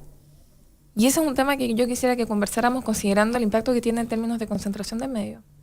Luis Larraín, Y que afecta al expresidente Piñera. por ¿quiere cierto. aportar algo nuevo? Nos sumamos. Yo considero que de lo que está cansada la gente es de ver Emputecida, es dijo de ver el Contralora. a la alianza Sí. culpando a la nueva mayoría y ver a la nueva mayoría culpando a la alianza. O sea, eso a nadie le interesa, más que a los militantes de los partidos. No nos lleva a ninguna parte. Entonces, cuando escucha a Felipe que está indignado porque asume Pizarro y durante los 11 meses de Silva estuvo callado, me parece que sí, está bien, está cumpliendo su trabajo como presidente de la juventud de la UDI, es lo que le corresponde decir, pero no me parece muy interesante que digamos, fuego cruzado entre unas boletas de unos con respecto a las boletas de otros. Yo creo que lo que la ciudadanía necesita es más transparencia, efectivamente, yo creo que son muy cuestionables muchos de los líderes que están en todos los partidos. Por lo tanto, que los partidos de un lado cuestionan los partidos del otro lado, y creo que no nos conduce a nada, sino que más bien avancemos en buscar cuáles son los mecanismos del futuro, cuáles son las autoridades que queremos tener en el futuro, cuáles son las formas de financiar las campañas que queremos tener en el futuro. Yo creo que esa es la discusión más interesante. Sí, a mí el tema de los pagos de Aguirre no me parece equiparable con los políticos, porque en términos de concentración de medios, cierto, es gravísimo. En términos de La cobertura de responsabilidad. campaña, sé que efectivamente ese canal cubrir a campaña sería gravísimo.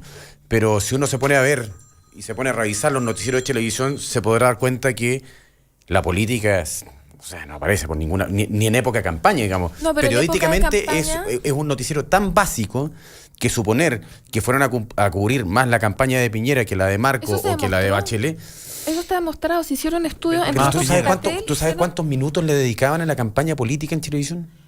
Mira, yo me puedo Era una broma. comprometer a traer el próximo martes, porque no lo tengo acá, entonces dar las cifras y el voleo sería un poco responsable, pero de las magnitudes eran groseras, al punto que cuando nos juntamos en el Consejo de Televisión, parte del debate fue eso, es decir, ok, muchas gracias, agradecemos la franja para todos, pero parte de la democracia, porque esto no es solo un tema de concentración de medios, también es un tema de democracia. La democracia exige que la gente pueda estar informada de la misma forma de distintas ideas. O sea, los minutos que reclamaban... Pero es que ahí te tenés que meter en el sistema televisivo, Pati, porque lo que hacen los canales de televisión hoy día en materia informativa... Pero no es un accidente que un candidato tenga... O sea, no es menor o no es irrelevante que un candidato presidencial sea dueño de un canal de televisión. No, yo no estoy diciendo que sea irrelevante. Estoy Cuando uno diciendo que no me comparaba parece equiparable ese nomás. hecho no, pero yo no estoy diciendo que es más grave de otro en términos noticiosos. Puse en el tapete una noticia que para mí es importante porque a la hora justamente, cuando estamos hablando de financiamiento público de la política, de la crisis de la democracia, hay otro pilar que es clave, que son los medios. Hoy día lo que estamos viendo es que la política no la están resolviendo los políticos y la política se está resolviendo desde los medios, o sea, todo aparece como filtración en términos de medios, ya sean canales de televisión o en medios escritos, o todo está en judicialización. Por tanto, los medios adquieren un poder potentísimo. Y ahí es donde yo planteo esta vinculación de qué pasa entonces cuando tú tienes, este tema ya lo sabíamos desde antes, en la elección anterior, cuando Piñera tenía este evidente conflicto de interés al tener un canal de televisión. Y acá aparece... Fue lo que generó, entre otras razones, la ley del fideicomiso ciego. Exacto. Entonces, por eso lo traigo a colación, porque creo que si estamos hablando de mejorar la democracia, no es solo hablar de financiamiento público de la política, sino que también es hablar de cuál es el rol de los medios y también cuál es el rol del sistema judicial. Y particularmente preocupante me parece que se posponga el fortalecimiento del Ministerio Público. Entre otras cosas, aprovecho de instalarlo como otro tema. A eso me refiero. A mí...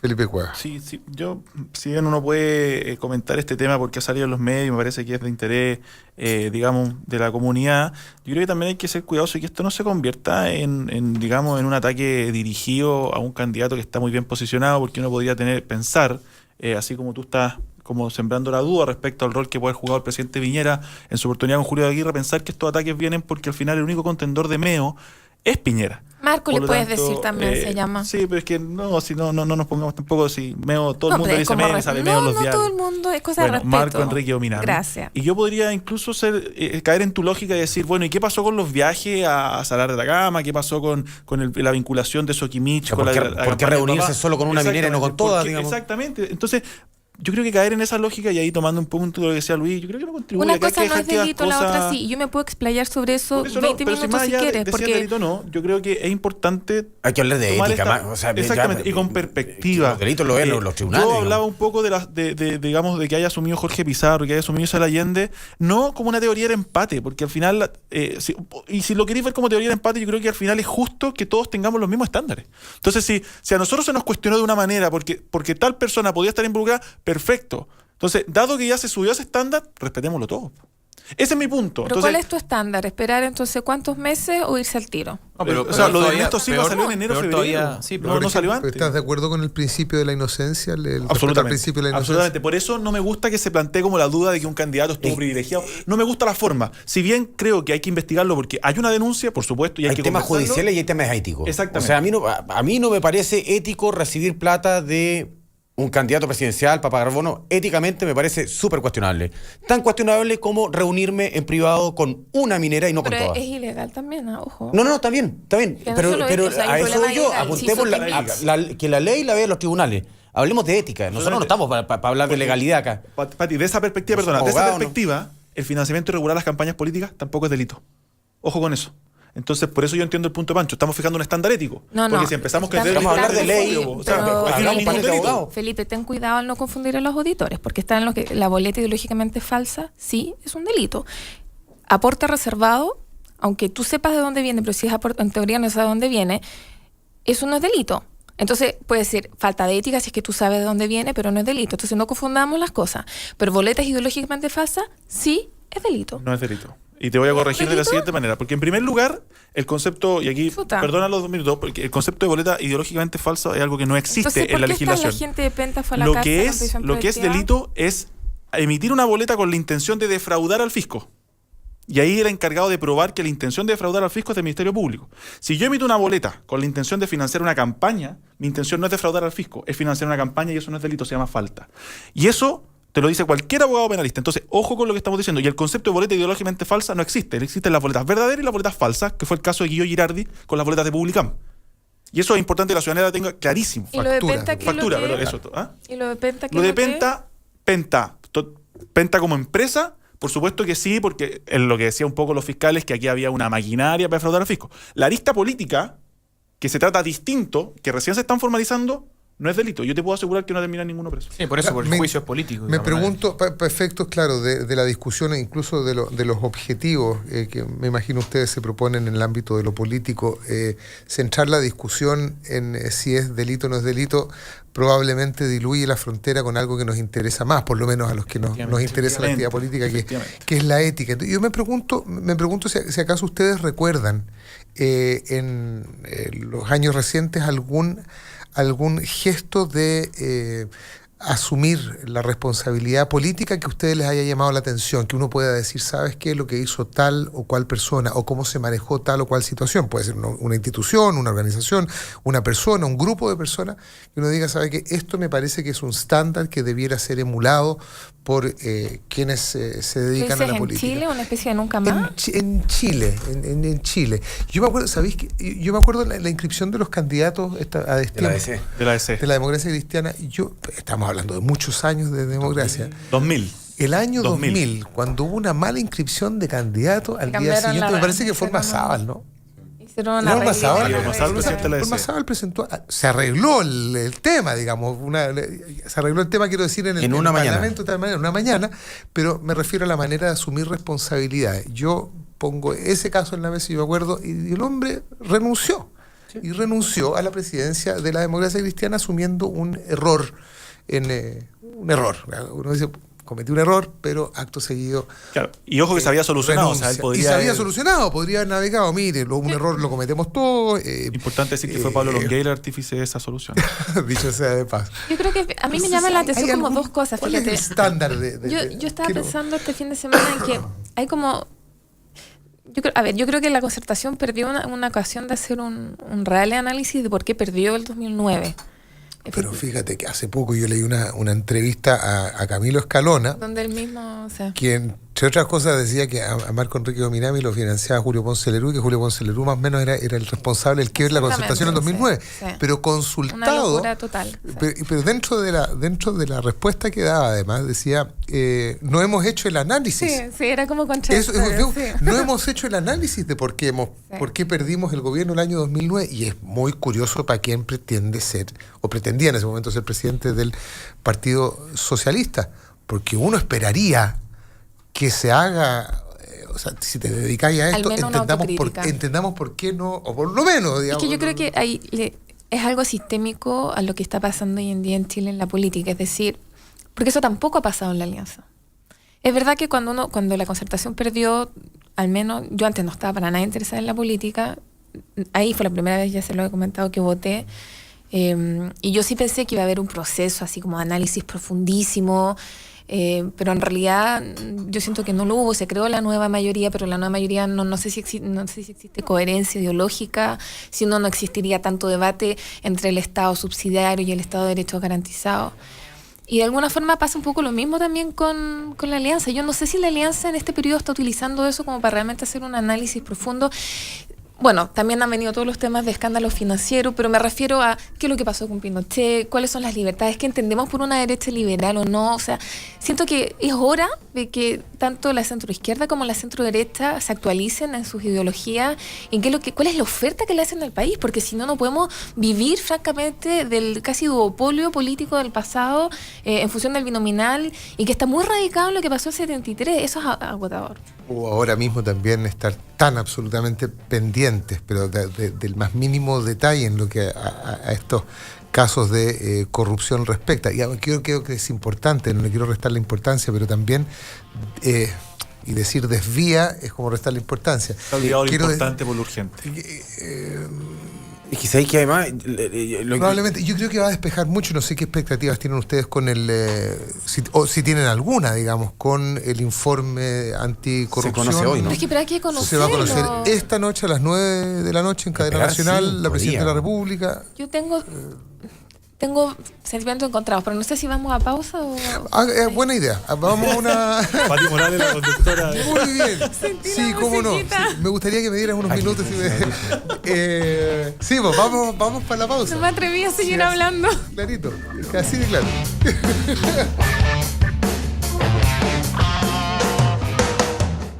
Álvaro Escobar ya vuelve con más información, opinión y debate. Es la combinación clave, solo en La Clave, tu nueva número 1. Es combinación clave en Radio La Clave 92.9, tu nueva número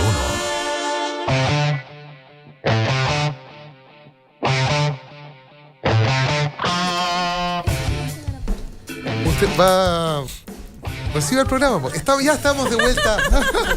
Son las 10:33. Son las 10:33 y 09 segundos. Estamos al aire en Radio La Clave.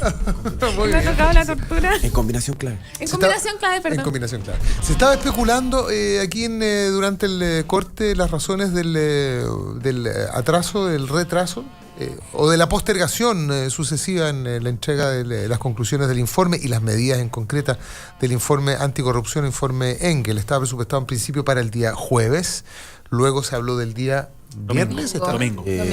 Domingo. ¿Domingo? Sí. Sí. Domingo y minuto 90, esto quedó A los para descuentos. hoy, en que hablará la presidenta en cadena nacional voluntaria, cadena nacional voluntaria a las 9 de la noche. Yo debo decir que me parece muy bueno que lo haya postergado. ¿Sí? Quizás voy a estar en contra de lo que me van a decir en el panel, pero creo que el informe se construye en principio sin gente de los partidos y ahora Hay que informar. la razón que dicen que efectivamente por qué se ha atrasado es porque se está sociabilizando con los partidos de la nueva mayoría. No sé si con los partidos oficialistas, yo no soy militante, así que no, o sea, perdón. De oposición. De oposición. Pero me parece positivo que eso llegue primero a los primeros involucrados, digamos. Así que si me preguntan a mí, me parece bueno que se atrase eso y con 3-4 días más la diferencia no va a ser tan grande. Sí, además, Luis, tú decías, eran 200 y algo. Sí, pues, o sea, ya desde un punto de vista práctico, si te llega un informe de más de 260 medidas que tendrá 500 No te las leí en 2 días. tendrá 500 páginas, exacto. Si tú te quieres hacer una cadena nacional, a menos que dure 8 horas como las de Chávez, tienes que hacer un encanta resumen de eso. 5 o 10 páginas. Es un programa de televisión, güey. Si él tenía un programa de televisión, así de penca. Aló, presidente. aló, presidente. Sábado gigante. Obviamente que una cadena nacional tiene que estar ¿Cuánto reducida y duraba? organizada. ¿Sábado gigante? Sí. O- Era como eso, ¿no? Era Cuatro- eterno. principio, Todo- No, sí, todo- era todo sábado. No había nada más. Y para los después jóvenes que lo no empezó escuchan. Maduro, y ahí Maduro pero si es verdad, lo sigue Maduro, después ahí cuenta la historia del pajarito. Sí, en ese programa, aló, presidente. Solo para decir unas cositas. ¿Gaste o- Sí, sí. Dale. Patricia Morales. Yo no estoy tan segura que sea tan imparcial el Consejo Asesor. No significa que no sea bueno. Yo creo que era una buena composición. Pero gente como Paulina Veloso, Rosana Costa, Olga Feliu no son precisamente personas a partido, digamos. Tenemos una ex contralora que fue senadora designada. Muy buena abogada, por cierto, Rosana Costa, que fue directora de la IPRE. No sé si milita específicamente en un partido, pero ciertamente está muy vinculada a la alianza. Y Paulina Veloso, de hecho, que... Secretaria General de la Presidencia. Sí, entonces Militante ah, del PS. no es para nada, excepto casos puntuales como Benito Baranda. Benito Baranda, Engel también, y obviamente como Murillo, en general son perfiles muy politizados. Que está bien, digamos, yo no jamás, al contrario, yo soy la que pienso que esto se resuelve con más política. Hay dos cosas. Yo creo que hubiese sido bueno que la presidenta diera a conocer el informe al mismo tiempo que lo recibió ella por un acto de transparencia, por lo que significaba. No obstante, hacer una cadena nacional posterior. Nadie le puede pedir a la presidenta que lea en tiempo cero, en 0 segundos, 260 páginas, y que ahí se pronuncie y que diga qué va a hacer. Pero tampoco me parece que hubiese sido una mala iniciativa que se hubiesen subido algunas cosas en la web y que la ciudadanía los hubiese podido analizar con más tiempo. Creo que en realidad el gran desafío de la presidenta va a ser determinar cuáles de esas medidas van a tener suma urgencia, porque el estándar es elevado. Esta no es una comisión cualquiera. Pongo un ejemplo. Todavía estamos esperando los resultados de la Comisión Bravo, que es la comisión que revisó todas las opciones o presentaciones que hicieron instituciones como Fundación Progreso y Partido Político en materia de sistema previsional. Aún no tenemos los resultados de esa comisión y menos una propuesta alternativa de parte del gobierno. Ya sabemos que ellos van a defender la AFP estatal, pero no hay una propuesta vinculada al menos a esta comisión. Y esto no puede pasar en esta materia. O sea, acá lo que no puede pasar es que el gobierno llegue con propuestas que no esté acorde a la comisión. Por otra parte, tenemos los proyectos de ley que ya están en el Congreso y tenemos a los congresos, sobre todo la nueva mayoría de los parlamentarios que dicen, bueno, pero nosotros también tenemos algo que decir porque ya tenemos una serie de proyectos que fueron ingresados hace muchos años. Vuelvo a insistir, unos que fueron presentados por Álvaro, por Marco Enrique en su minuto, mucho sobre transparencia. Entonces, ahí va a haber que hacer un esfuerzo de coordinación política no menor entre lo que salga y emane del Consejo de Asesores y por otra parte lo que está en el Congreso. Y la voluntad política de sacarlo adelante, porque convengamos que no tenemos 2 años para que se aprueben estas ideas. Sí, yo en lo personal creo que la comisión al final es solamente levantar expectativas porque, perdón, porque yo creo que había un piso bastante consensuado respecto a lo que había que hacer. O sea, a mí me extrañaría que en esta propuesta no venga la pérdida del cargo en caso de alguna formalización o en caso de alguna investigación que hoy día no existe. No sé si es que había piso para la posibilidad de renuncia en casos muy, muy acotados, porque si no se empieza a generar como el incentivo de postular a algo y después dejar a otro instalado en el partido. Pero yo creo que había bastante piso respecto también a la necesidad de aportes públicos. Yo creo que había harto consenso en ciertas materias. Para mí la comisión finalmente tiende a ser como, miren, estamos haciendo hartas cosas para que ustedes se queden tranquilos, y se empiezan a generar lo que decía la Pati, expectativas. Entonces, yo creo que se pusieron la soga al cuello solo. Entonces, esperar estos 5 días empieza a generar un poco de intranquilidad. La gente ya empieza a especular por qué se está demorando 5 días, no va a haber un maquillaje en este informe. Y efectivamente, o sea, yo no veo problema en que al recibir ¿Lo relevante el informe, es la demora o la lo relevante es qué está pasando en estos 5 días. O la idea de una comisión en sí. Ya, lo relevante son los 5 ¿Qué está pasando en estos 5 días? Porque ella podría recibir el informe. La presidenta ya lo ha dispuesto inmediatamente en la página para conocimiento público. Por trazabilidad de las propuestas, uno podría decir, sabe, se propuso esto y al final de cuentas por alguna... Entonces yo creo que hoy día ya hay suspicacia respecto a por qué se está demorando, si se está nuevamente trabajando en una cocina. Entonces yo creo que al final nuevamente nos equivocamos en lo mismo, la gente ya empieza, y lo he leído, o sea, ¿por qué la demora? ¿Por qué se ha postergado tanto porque aparte se fija para el día jueves, después se fija para el día domingo? O sea, no es como que se dijo de un principio voy a tener 5 días para estudiarlo y no, se fue posponiendo. ¿Por qué? Algunos decían las elecciones del Partido Socialista. Uno, aquí es largo y por lo tanto había que socializarlo. Y lo otro que se decía es que el lunes, ayer, justamente era se hacía el rito de promulgación de la nueva ley electoral que ponía término al binominal y no querían que se diluyera la importancia de el nivel de especulación, perdón, Felipe, lo ejemplifica Lucho Larab en Twitter. El Consejo permitió al gobierno ganar tiempo para la prescripción de la investigación que es pasado mañana. Todo calculado, dice. La prescripción de los delitos tributarios termina mañana. Del 2009. Del 2009. Del financiamiento de la última, exactamente. Entonces, claro, ya se empieza a especular y yo creo que dijiste algo que es muy relevante, porque ayer se promulgó la nueva ley del sistema binominal. Yo no soy tan mal pensado, tengo que... Sí, no quiero decir que no esté de acuerdo con lo que está diciendo. Efectivamente es verosímil lo que está diciendo. Pero ayer se firmó una nueva ley electoral que lo que hace es que los distritos sean más grandes, que haya reelección de los incumbentes prácticamente. Es un tema que podemos hablar. Y sin haber hablado del financiamiento previamente. O sea, al final estamos poniendo... hay que explicar... pero antes la carreta delante de los bueyes. La carreta delante de los bueyes. Entonces, como que volvemos a preguntar, o sea, ¿para qué estamos legislando? Pero antes de entrar al tema del binominal, que yo sé que ahí hay un tema interesante, como que yo voy a tomar un rol que es quizás raro para las ideas que yo represento, pero yo no sería tan mal pensado como lo que se ha puesto acá. Yo creo que si va a depender de lo que traiga ese informe, digamos. Si el informe también trae evaluación de los programas a posteriori, por ejemplo, para que las lucas del gobierno se gasten bien, si es que el informe trae también gobiernos corporativos para los organismos públicos, si el informe trae también financiamiento para los partidos políticos, si el informe trae también diferencias entre lo que se pagaba antes por empresas a personas, cosa que conversábamos hace un par de semanas acá también en combinación clave. Obviamente requiere o sea, son 200 medidas, como decía Luis recién, y eso el problema es comunicacional. Es que tú digas ahí, lo doy a conocer el viernes, lo doy a conocer el domingo, lo doy a conocer el martes, es porque tenía un enredo comunicacional. Porque tienes que elegir, porque no vas a poder promover las dos. Hay iniciativas que son contrarias las unas a otras. Esperemos que el informe sea tan contundente que se explique esta demora. Ese es mi punto. Lo que me pasa es que me da la sensación de que la presidenta, eso es jugar con las expectativas, debe ser algo muy grande lo que va a anunciar esta noche, a las 9 de la noche.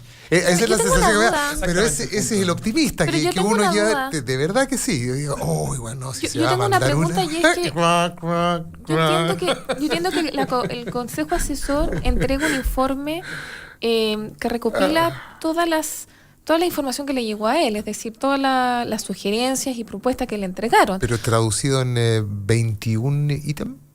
Sí, ordenado y organizado según los ítems. Sí, pero yo entiendo que en el Consejo Asesor no es que toma una decisión sobre qué medida privilegiar. Esa es la decisión que toma el presidente de la República. Por tanto, el informe se podría haber dado a conocer, porque así como yo tengo 5 o 6 propuestas que me han entregado Exacto. otros partidos, podría haber tenido la de todo el mundo. ¿Te No, pero fijas? esperemos que Otra cosa priorice. es lo que la Esperemos que presidenta- priorice, porque si no la presidenta, o sea, que tenga un grupo a Engel sentado ahí para que sea vocero de lo que digan todas las instituciones, no creo que no tiene ningún sentido. O sea, yo esperaría que ese trabajo que se haya hecho haya sido un poquito más serio que solamente traducir cosas No que se dice trata la de Fundación seriedad, sino de Progresa. representatividad. o- ¿Qué validez política tiene ese consejo Ah, no, asesor no, para no. ellos Yo no- decidir qué medida es más válida No, que no, otra? sí, a lo ¿Te mismo, fijas? eso es una validez Esa es una técnica. Es decisión. una No, validez po. técnica que después ellos, a través del criterio político que va a aplicar la presidenta, elegirá también. Por eso, Pero la supongo presidenta es la que elige qué medida Por priorizar. supuesto.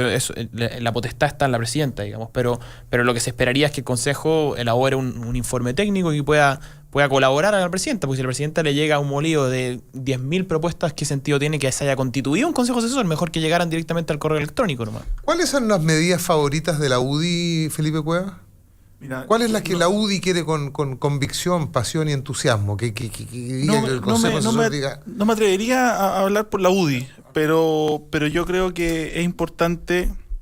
De hecho, recién mencioné un par. Yo creo que es fundamental la pérdida de escaño en caso no de formalización, sino que de... ¿Cómo se llama el proceso siguiente cuando tú te formalizan? ¿Condena? Cuando te condenan. O sea, persona condenada, persona que tiene que perder sí o sí el cargo.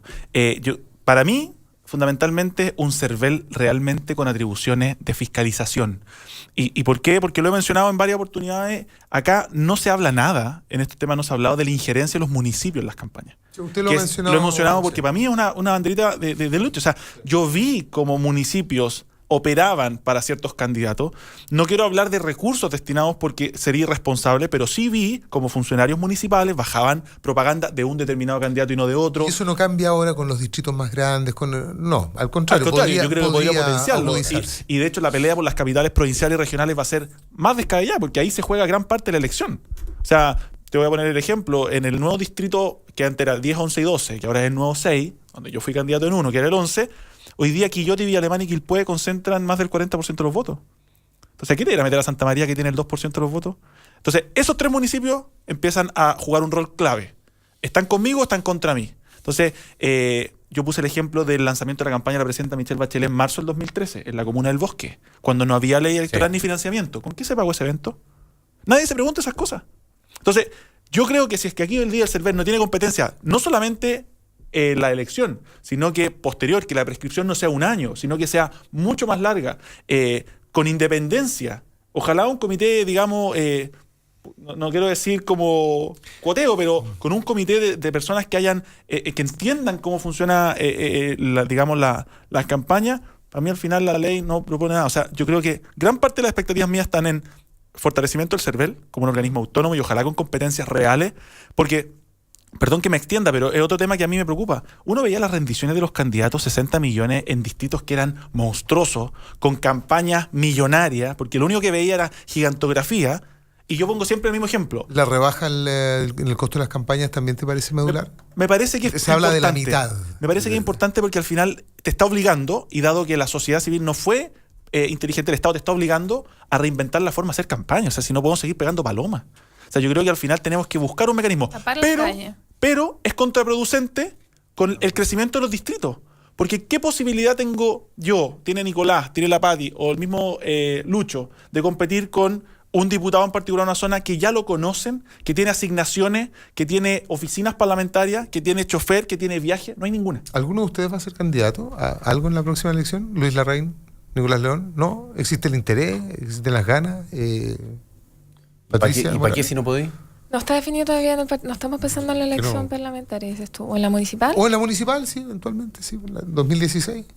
Por ahora yo hablo por mí, no está en mis No, planes. no digamos, están así tus que planes, no. Lucho, tampoco. Luis Larraín, ¿no? Oye, y una Felipe pregunta. Cueva va por el No, ya actual seis. tenemos por el claro que va a seis. atacar Quillota, San Felipe y ya dijo ya. Po. Yo creo que Quillota, queda Quilpué, mucho. Villa Alemana. dijo. Queda mucho. Quillota, Quilpué, Villa Alemana.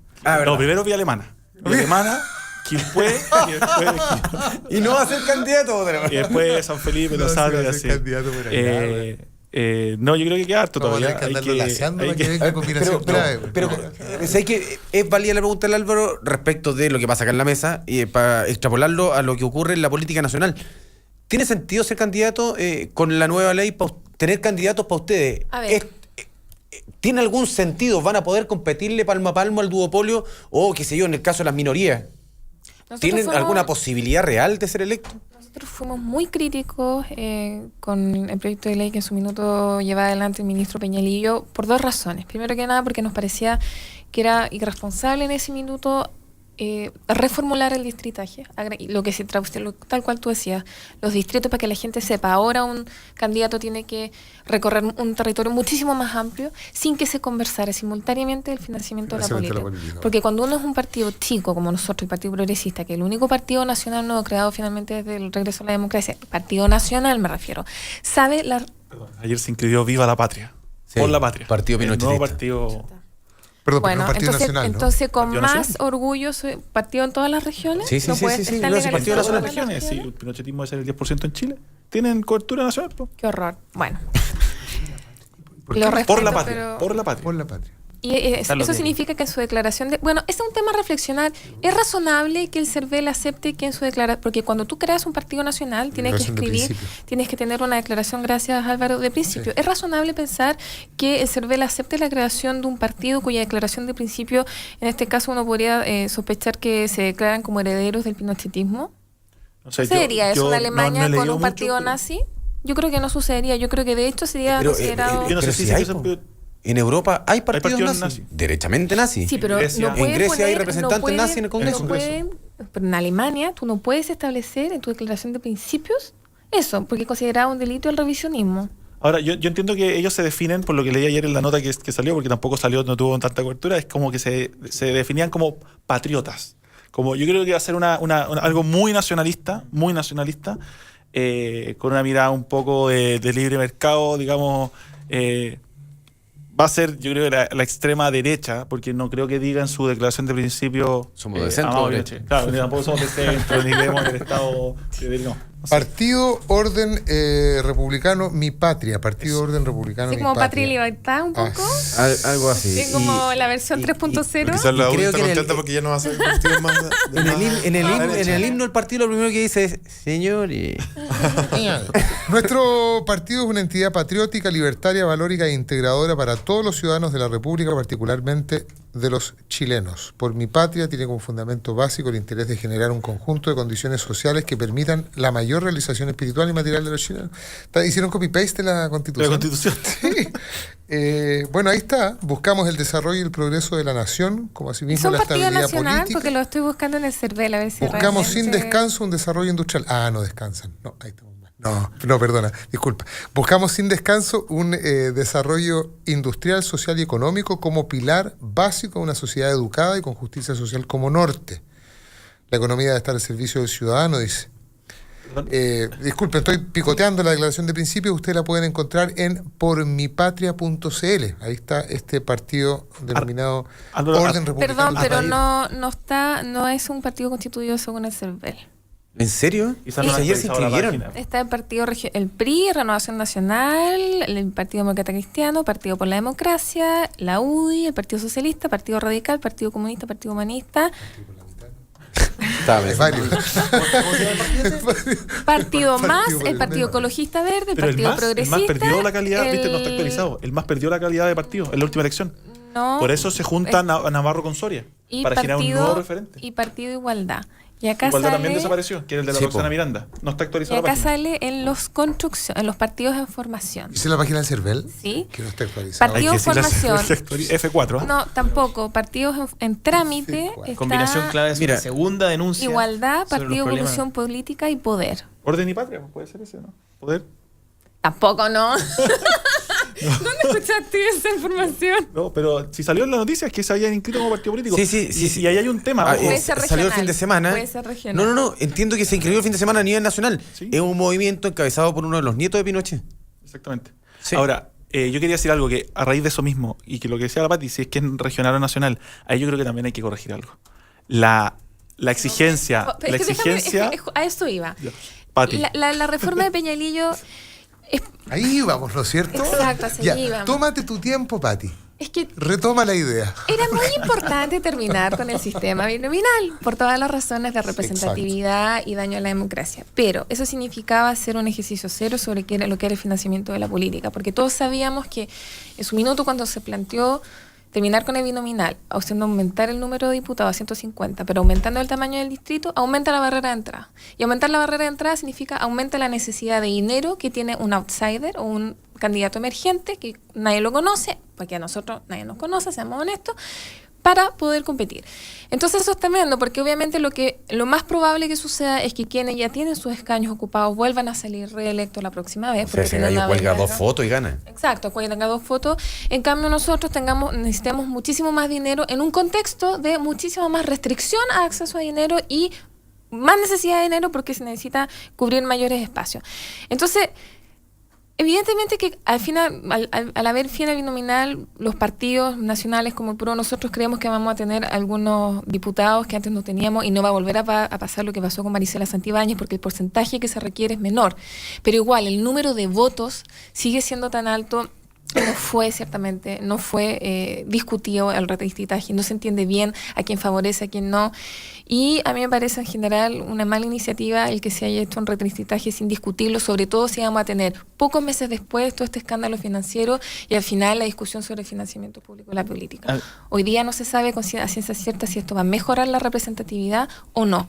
Tampoco está muy claro que esto no signifique costos para el Estado, el aumentar el tamaño de la Cámara. Ahora, a mí no me molesta que signifique costos siempre y cuando hayan obligaciones asociadas. Si es para mejorar la democracia, para que haya mayor representatividad, está bien. El tema es entonces, pongámonos de acuerdo sobre cuáles son las obligaciones que tienen que cumplir los parlamentarios. Yo digo una idea que me parece que es muy buena para reducir los costos, porque a mí sí me preocupa que haya un aumento de costos, sobre todo con la crisis que hoy día hay de y sobre todo por lo irresponsable que fue el gobierno cuando dijo que esto no iba a costar más.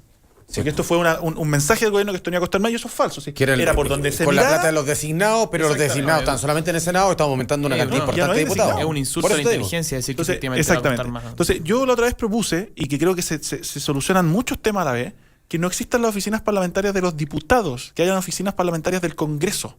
Entonces, en vez de tener 4 oficinas parlamentarias en ciertas comunas, vas a tener una pagada por el Congreso, te evitas que sea sede de campaña en las elecciones, tienes una secretaria por todos los diputados y te aseguras que se haga pega legislativa, que la gente acuda y pueda encontrar a los 4 diputados. Y ahí tienes un ahorro importante en términos de sueldo. Yo creo que la disminución del sueldo de los diputados se puede lograr vía asignaciones. Uno empieza a revisar las asignaciones que tienen y uno empieza a cuestionarse por qué los diputados de Santiago tienen tantos pasajes. ¿Por qué hay alguna fiscalización del gasto de benzina? Yo creo que ahí hay mucho por hacer. Compra de autos. ¿Quiénes contratan? ¿Qué asesorías pagan los parlamentarios? Entonces, ahí yo creo que hay mucho por hacer y podríamos llegar incluso a una disminución brutal del sueldo. Gran parte del sueldo de los parlamentarios, esta reasignación producto de la plata que dejaban los designados, supuestamente ellos contratan asesores para hacer más pega, pero esos asesores quizás ¿quiénes son? Y compartiendo la propuesta de Felipe, me gustaría si alguien en esta mesa tiene en conocimiento, alguien que me pueda justificar por qué es necesario aumentar el número parlamentario. Yo todavía no lo puedo entender, no me lo han logrado explicar, me han dicho inclusión. Es una palabra más manoseada. Yo creo que esa discusión es válida. Alguien que me pueda explicar. Yo no te puedo defender eso. Yo no te puedo defender eso porque yo era de la idea de eliminar el Senado. Nosotros habíamos propuesto que se elimine el Senado y tener una cámara, un sistema más parlamentario. Modelo venezolano. Ay, por favor. A mí lo que me encanta eso. Y tener una cámara de 150 diputados. Pero en el fondo, hoy en día... Si una tú sola, revisas, unicameral. un sistema unicameral. Porque si tú revisas realmente lo que pasa en Chile, que alguien me diga... Pero más allá de lo que propusieron ustedes, Pati, con lo que está hoy día, yo te puedo decir, con lo que está hoy día. Te puedo explicar. Mira, el distritaje actual fue elaborado por la dictadura pensando en que siempre hubiera un candidato de cada lado, 2 fuerzas y repartidas más o menos en el 50%. Entonces... Por un lado, el distritaje está diseñado con esa lógica, es decir, qué comunas se juntan con qué comunas, eso está pensado con una lógica. Entonces, romper con esa lógica me parece que está bien. Por eso cambia con redistritaje. El redistritaje me parece que está bien que se haga. Ahora, el otro gran problema del binominal es que se elegían 2 candidatos por cada distrito, y eso significaba que la alianza lo hiciera como el reverendo o excelente, igual iba a tener la mitad de los parlamentarios, lo mismo con la nueva mayoría, y eso impide nuevas fuerzas como el PRO y como cualquier otra fuerza de centro, liberales, de extrema derecha, de extrema izquierda, lo que sea. Renovaciones. Lo hace más difícil. Lo hace mucho más difícil. Mirosevic, está Jackson, está Boris. Marisela Lo hace mucho más difícil. Y no Pero déjeme terminar. Entonces, el redistritaje me parece bien y que aumente el número de parlamentarios por distrito me parece bien. Y por eso, y ahí engancho con la pregunta de Nicolás, ¿por qué se necesita aumentar el número de diputados? Bueno, porque si seguimos eligiendo 2 por distrito, va a seguir saliendo uno de la nueva mayoría y uno de la alianza en cada distrito y eso nos tiene estancados, porque finalmente no hay ningún incentivo. Entonces, que ahora se elijan entre 3 y 8 está bien. Porque si la alianza lo hace bien en un distrito, va a poder de los 8, va a poder tener 5. Y quizás la nueva mayoría lo va a hacer mal y va a tener 2, y quizás el PRO va a tener 1, o quien sea, yo creo que los complica liberales, que el etcétera. sistema nuevo no te garantiza inclusión. Ese es el tema. Efectivamente, Ese es de el hecho, punto. Bueno, yo creo que el redistritaje es positivo. De hecho, el redistritaje, yo alabo el redistritaje, me Pero parece muy podría bueno. ser con la misma Ojalá cantidad. ojalá que el redistritaje Porque- no sea un traje a la medida ahora para la nueva mayoría y esperaríamos que aquí se trabaje con, Ahí creo que con tenés un poquito punto, de yo mirada lo que de habría país, hecho pero fue- independiente habría hecho de un eso, criterio independiente súper- de eso, a mí me interesaría que ojalá, bueno, se explicara por qué el aumento. Si el aumento es distinto al redistritaje, el redistritaje lo podemos hacer igual y eso no necesita que haya Lo más que pasa es que es muy No, porque difícil necesitas hacer un para elegir entre 3 y redistritaje 8. neutro. Los redistritajes neutros no existen. No, y No, es yo- que por eso yo lo habría hecho con un el criterio de cuántos no sé si se acuerdan que hubo una disputa en Atacama, si iban 4 Atacama y senadores Iquique. o 5 senadores. Yo lo habría hecho con un criterio matemático exacto. el peso del voto, que fue lo que se apeló finalmente al Tricel. Sí, pues, pero eso es bien patúa la operación al Tricel, ¿Sabes por qué? porque el Porque binominal que Atacama- defiende la UDI Atacama- tiene lo contrario a Sí, eso. sí. Atacama tiene menos habitantes que Iquique. Digamos, Sí, pero el tema de la descentralización y Atacama también. elige 5, Iquique 3. Bueno, pero la UDI Curioso, pero está defendiendo el justo donde hay binominal comunistas, pero bueno. en que Aysén elige yo quiero- 2 y Metropolitana Sí, elige pero 4. Yo lo que quiero Entonces, decir Metropolitana es que, elige y quiero como 40. vincularlo a una columna que escribió hoy día Patricio Navia, que me imagino que es una persona que la Pati debe conocer, que no es alguien que particularmente Y lo muchos ataque. lo Última conocen. Sí. rueda para todos. Quiero decir Última algo que, ronda para todos. y que para mí da en el centro de esto. O sea, acá pensar que existe un sistema electoral perfecto es vivir en Narnia. Porque aquí cada sistema electoral tiene sus pros y tiene sus contras. ¿Dónde? En Narnia. ¿Por qué te digo esto? Porque efectivamente el binominal yo lo voy a hacer de una forma mucho más positiva, lo que decía Luis. Podríamos cambiarla, dado el pecado que tiene de origen, que al final es verlo como un fin y no como un medio. Pero yo creo que al final la intención del binominal era generar 2 grandes bloques que permitían acuerdos. Cuando tú pasas a un sistema proporcional, y ojo con esto, porque te lo garantizo hoy día, te lo firmo y cóbramelo la próxima elección, queda mucho tiempo, pero es importante, las minorías que puedan salir electas terminan pesando en las votaciones. Porque al desarticularse estas dos grandes fuerzas, las minorías pasan a tener mucho esfuerzo. ¿Tú te acordáis lo que fue cuestionado a Linco en una votación cuando él pertenecía a un partido como propio? Porque él determinaba una votación, empiezan a correr los incentivos por parte del gobierno para que vote de una u otra manera. Imagínate eso amplificado. Entonces, ojo con esto. Efectivamente hay más representatividad, pero también va a tener cosas negativas. Y yo no le veo lo malo a esto. Ojo, yo no, Pero eso no me no es fanatizo. dramático, yo no- se yo pasa no- una nueva época, un poco como en Brasil, No- donde no hay ningún el gobierno problema. va a tener que Estoy a hacer favor- coaliciones con mira, distintos grupos. Estoy a favor de cambiar el sistema binominal. Yo estoy en contra del redistritaje, el aumento parlamentario, sin antes haber discutido incluso el financiamiento a las campañas. Pati, Simplemente agregar que a mí me parece muy bien que haya nuevos actores que entren a la política, pero no basta con hacer un traje a la medida para que partidos como el PRO entren, o sea, se necesita mucho más y eso significa también acceso a medios, significa mayor democracia, mayor educación cívica, muchos otros aspectos. Yo espero que hoy día en la noche la presidenta haga una oferta programática en ese sentido, que no sea solo para tapar los problemas que tenemos hoy, sino pensando realmente en las grandes reformas a largo plazo. don Luis Larraín. Quería decir que efectivamente es complejo el aumento tan grande de algunos distritos porque la barrera de entrada sube y por lo tanto tiene que ir esta reforma ya aprobada con un límite, un techo al gasto electoral sumado con un financiamiento estatal a los partidos, incluyendo los nuevos partidos. Y un tema que quizás no hemos tocado tanto todavía, que es el límite a la reelección, pero retroactiva. O sea, los parlamentarios que llevan ya 7 periodos, que no postulan a 2 más y después se vayan, no, que se vayan a la casa ahora. Ahora. El límite de la reelección con sea eso, desde- exactamente. Entonces, con eso podemos evitar que los antiguos sigan y efectivamente se puede producir una renovación. Hay gente que lleva 7, ¿ya? Sí, Melero lleva 7. Desde Don la Nicolás primera León. Sí. Ahora, René Manuel García. Súper cortito, perdón que te interrumpa, súper cortito para agregarlo. Yo creo que ahí hay y aquí voy a ser súper crítico, porque yo soy muy crítico incluso entre mi partido. Yo creo que ahí los partidos políticos no tienen por qué esperar una ley para empezar a dar demostraciones de ese tipo de señales. Yo creo que ahí la UDI pecó. Cuando las Y lo digo señales así. no llegan. Por eso, insisto, o sea, no estoy en contra de esto. Yo estoy muy a favor de lo que dice Luis. O sea, 7 periodos. Sí. Y 7 ojo, por no 4. solamente diputados. Ojo, Carlos Montes ya lo mismo, pero porque Sí, se pasó al claro. Senado Sí. al sexto. Bueno, yo esperé ayer. Y el paseo de distrito en distrito también. Eso me da por lo mismo, que al final estáis compitiendo. Pero quedarte amarrado a un distrito cuando ya tenéis toda la operación. Para 24 años No, excesivo. pero, bueno, yo esperé ayer que nos pudieran aclarar el tema de porque nuevamente creo que es un insulto a la inteligencia el hecho de que nos hayan dicho que esto no va a costar ni un peso. Esperé ayer algo de eso, no lo vi.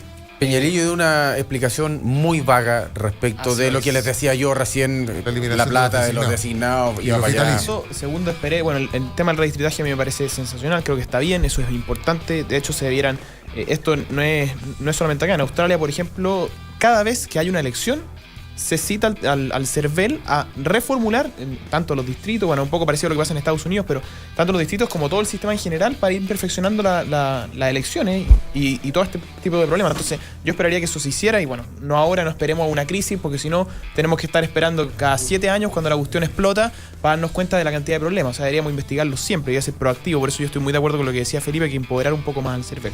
Gracias, don Nicolás León, gracias, Luis Larraín, gracias, don Felipe Cuevas, Patricia Morales, muchísimas gracias a todos. ti. Nos juntamos el próximo martes, hay que Sí. extenderle por carta certificada. No, yo ya me di por notificada Ya se da por públicamente. notificada. Muy bien. Don Luis, estamos claros, ¿no es cierto?